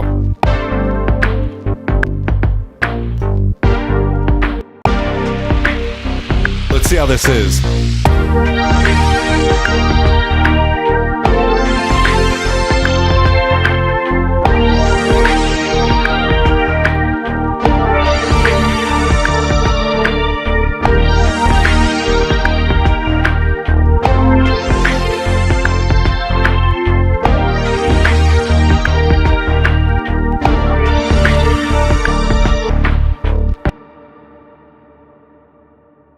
What's interesting is once that filter's going, it doesn't close all the way down, and you'll notice that the first notes I play are a little behind. So check this out real quick. Watch my fingers. When I hit the keys, there's actually like a little gap. But once it's going, you can hear that that filter's reacting differently. And so that's a good example of how an analog synth just behaves weirdly. So what that means is on that first chord, I actually need to hit early by a little bit, by not just a little bit, by a lot of bit, so that the filter sort of sweeps the way I want it to in the piece of the song. From then, I need to play more or less in time, but that first chord, you can see once again, it's going to be late. Like there's a good gap of time before that sound starts. So I got to keep that in mind when I go to record the chorus here.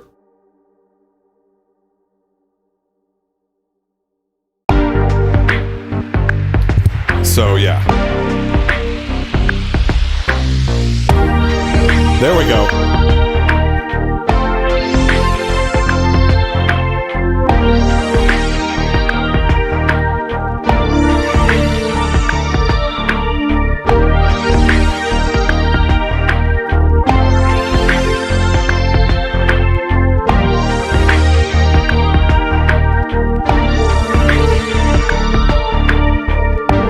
I think I might have hit a wrong note in there. Let's listen back.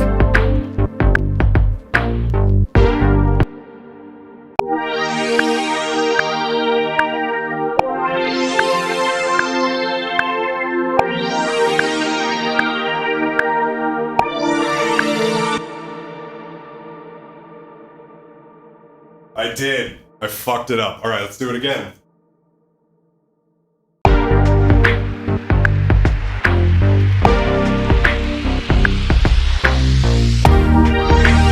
I was late.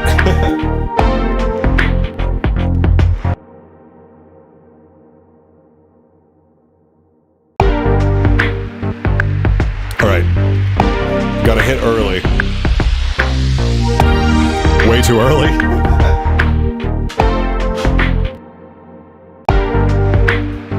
Whoopsie daisy. Let's play keyboards good. There we go.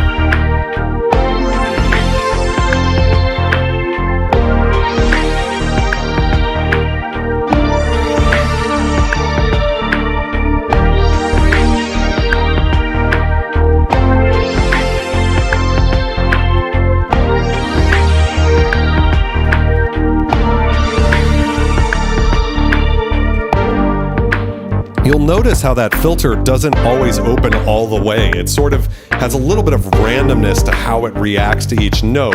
And I would think, if I didn't know any better, it had to do with how hard I'm hitting the keys, but the PolySix was before key beds were velocity sensitive. So it's not that, it's just the actual randomness of the way that the filter behaves wonky. All right, so we got a loop here. We can go ahead.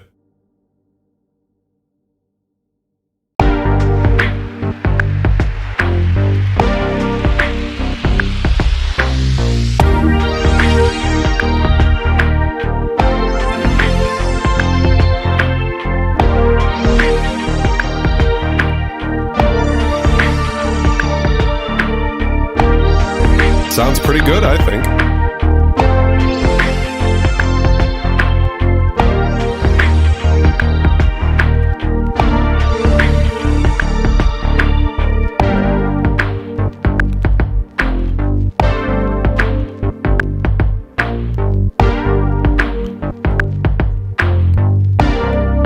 All right.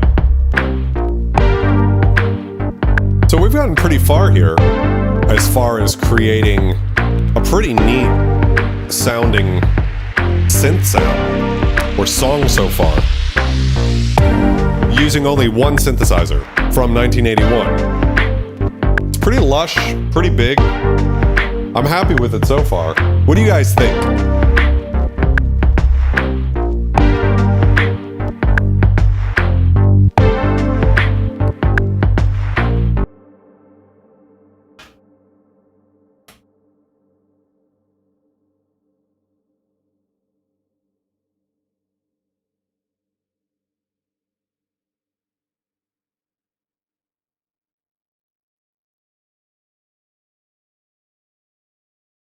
You know what I think? I think this song needs a solo.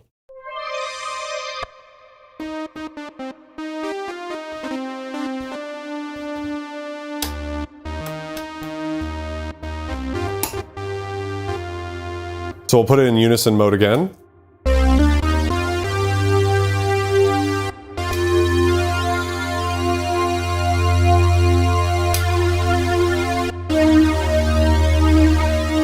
So I'll show you real quick. So what I'm doing is going to the square wave with a sub oscillator 2 octaves down. I'm going to add some pulse width.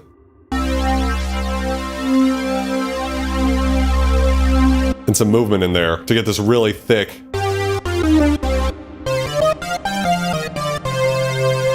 More cowbell, digging it. Glad to hear it, you guys.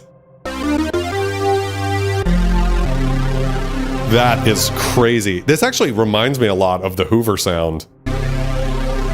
Like, you know.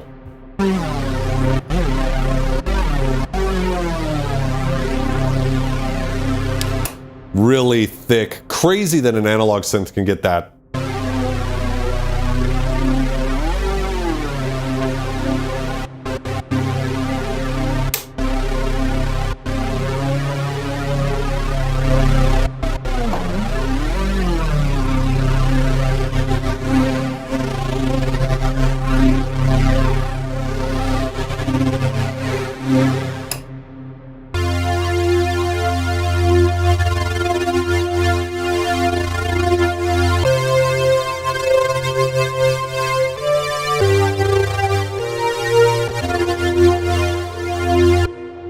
Really big sound. I really like the idea of playing with the frequency of the modulation generator, which just moves the knobs.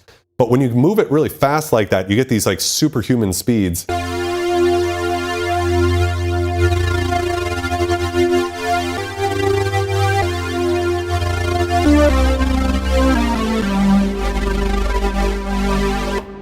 Something like that sounds really cool. Can someone buy a JDXA and post some good melodies with it? Make a trap beat and send that joint to me? Well, I can't do that. I'm not going to spend $1,200 on that synth. Unfortunately, I don't think it's worth it. For me, I've got a lot of really great synths. I don't need, that doesn't do anything for me. But it's, I'm sure, doable.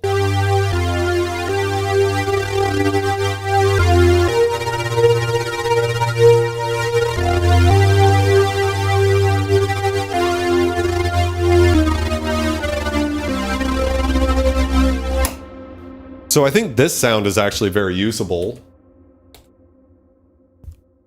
for something to create a pretty cool sort of lead sound.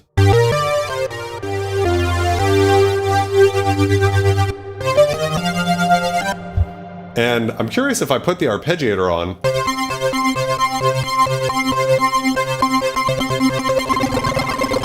We get these really crazy sounds.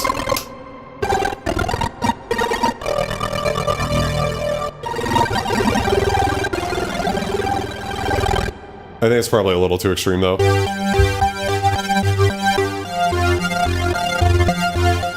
I'm gonna leave the Arpeggiator off for now. We just don't need it.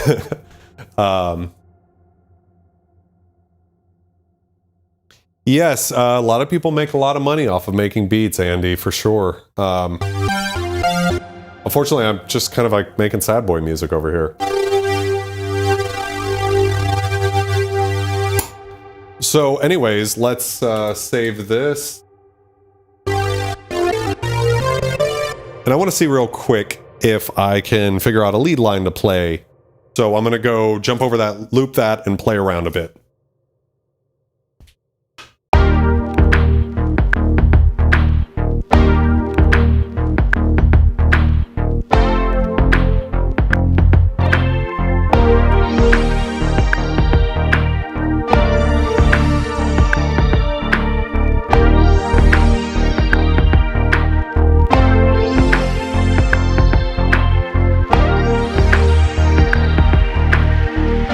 So we got this little section here. We got to go up an octave.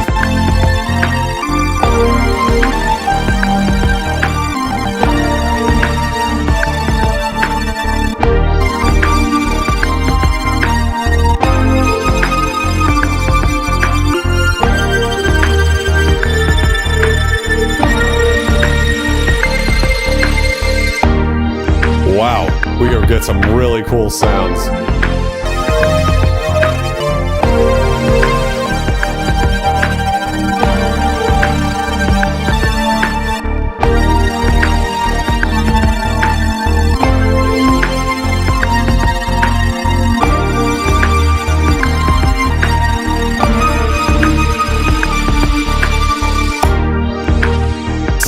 like that is really cool too.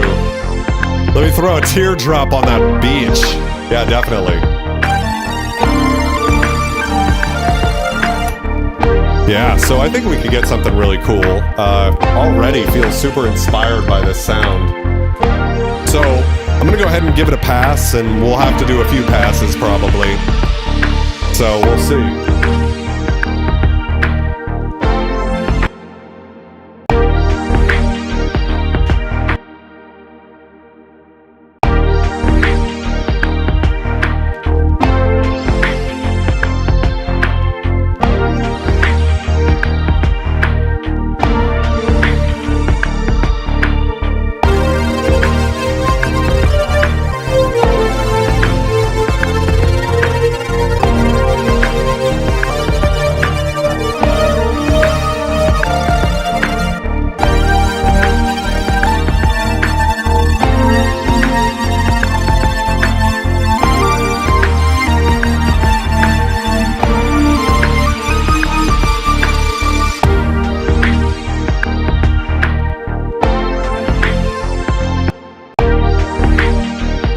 Start a little bit more aggressive with it. We don't have that long to play.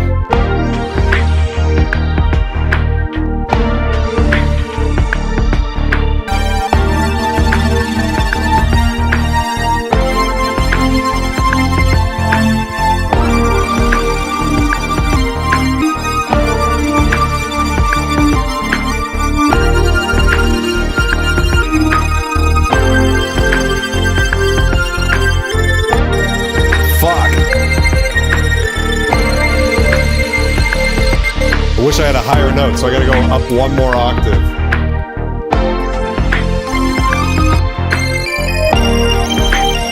Get a little of that there. So let's try again.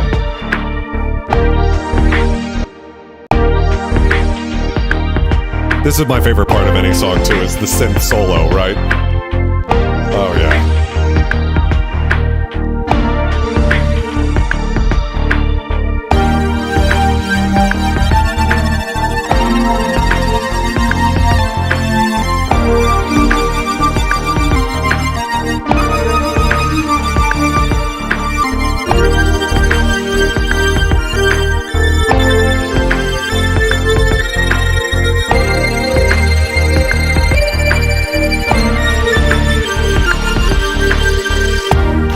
Was really close, but not quite what I wanted.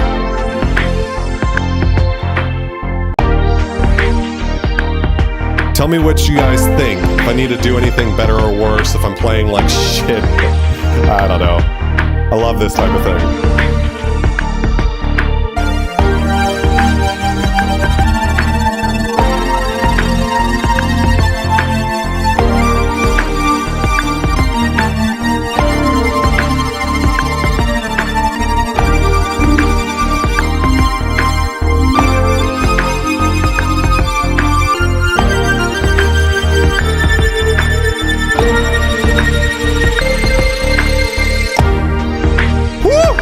I think that's it, baby. I didn't know I could produce so much.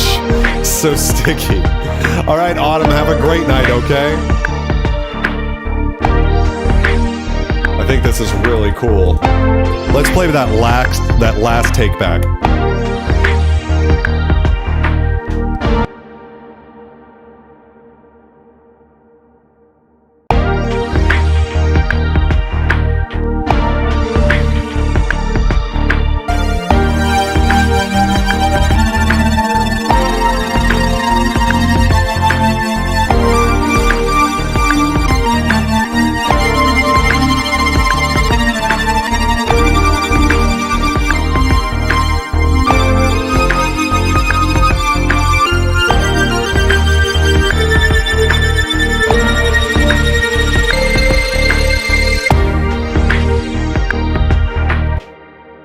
I mean, shit, that's pretty good. I'm pretty into that. Let's play it back one more time.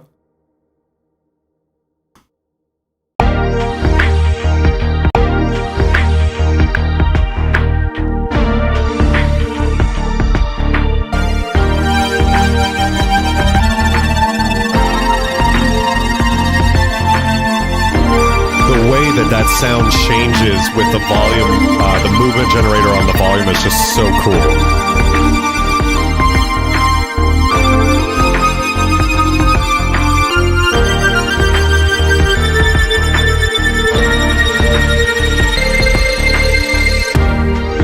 I'm into it.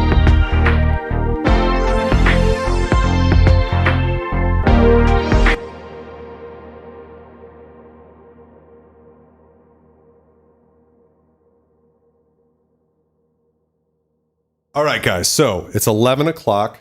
I usually like to do streams for about an hour and a half, and you guys have been so kind hanging out with me all night, staying up and hanging out with me all night. So if you've been to one of these streams before, I have a feeling you know what's going to happen. So why don't we swap over to the previously recorded video so you guys can see this song that we've made from start to finish, okay? There might be some things that we change, but, you know, maybe we'll create something for like something of an intro or whatever. But I want you guys to hear what we got going, okay? So I'm going to jump over there and bring the microphone with me so you can hear what's going on, although maybe I should just shut up. I don't know. Yeah, maybe I'll leave it over here, whatever. So you guys hear what we've got, what we've made so far. You can kind of consider it like the, what do you call it? The final test of the semester. How does this thing sound all together with all of the things? So let's do it.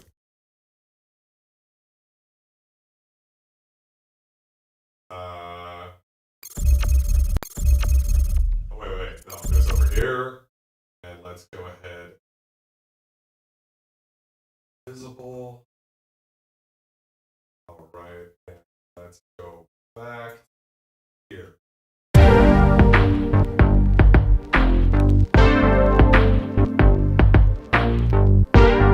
So of course I recorded a little something ahead of time. I'm going to release this to you guys on my Bandcamp. So that's vaultcult.bandcamp.com. I have a subscriber feed, and this song will be exclusive to that for now. Let's check it out.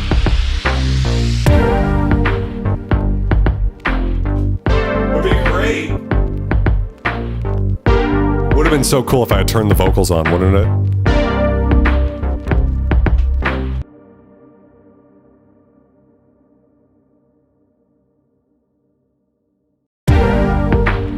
Let's try that one more time. So yeah, I'm going to put the link in the chat right now.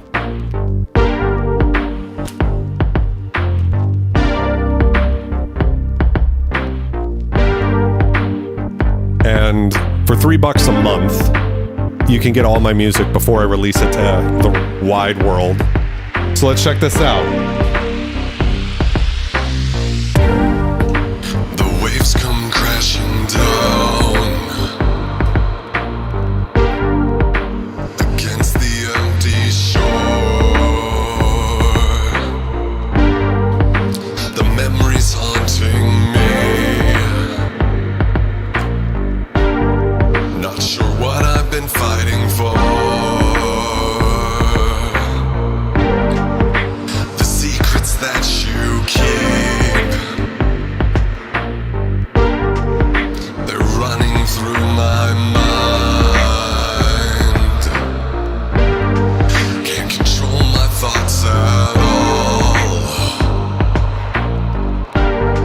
Not sure what I'm going to find. Far away, you are standing, watching me drown again. Just like them, you are waiting. Would you save me or pretend I'm not there? I'm not there.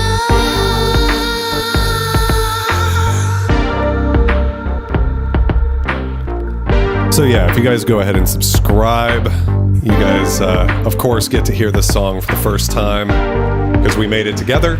But, you know, there'll be a final version soon enough. The water slips from my hands. It keeps getting worse and worse.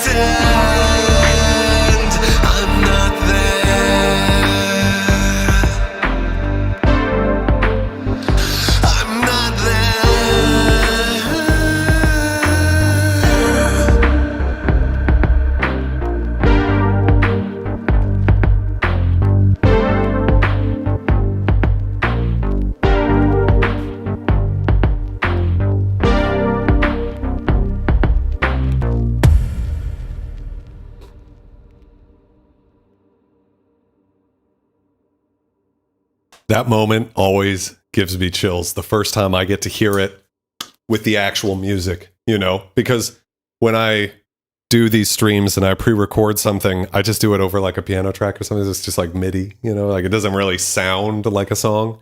So that first moment I get to experience it with you guys, what we created together live on stream, always amazing. So who knows if that'll get a public release or what we'll do with it in the long run. But basically, I'm going to be using this That is one this song. seriously perverted bitch. You did amazing, sweetie. Thank you so much for that $6.66 donation. You're awesome.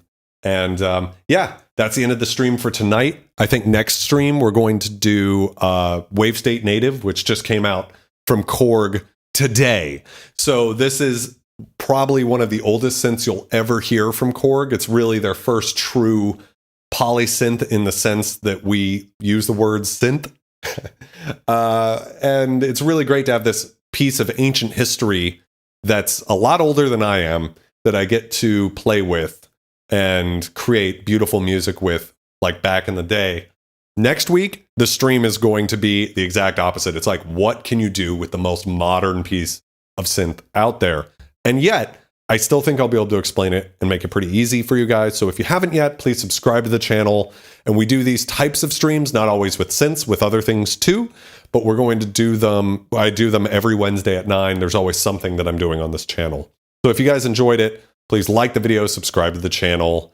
And I'm going to see you guys next week. I'll finish the stream out by playing the song one more time. And hey, I just want to say thank you guys so much for supporting the channel. Everybody who donates, everybody who watches the videos, everybody who interacts with the chat. It means a whole lot to me. It's changed my life, this channel. So thank you guys. Let's listen to the song one more time and have a wonderful night, okay? Good night.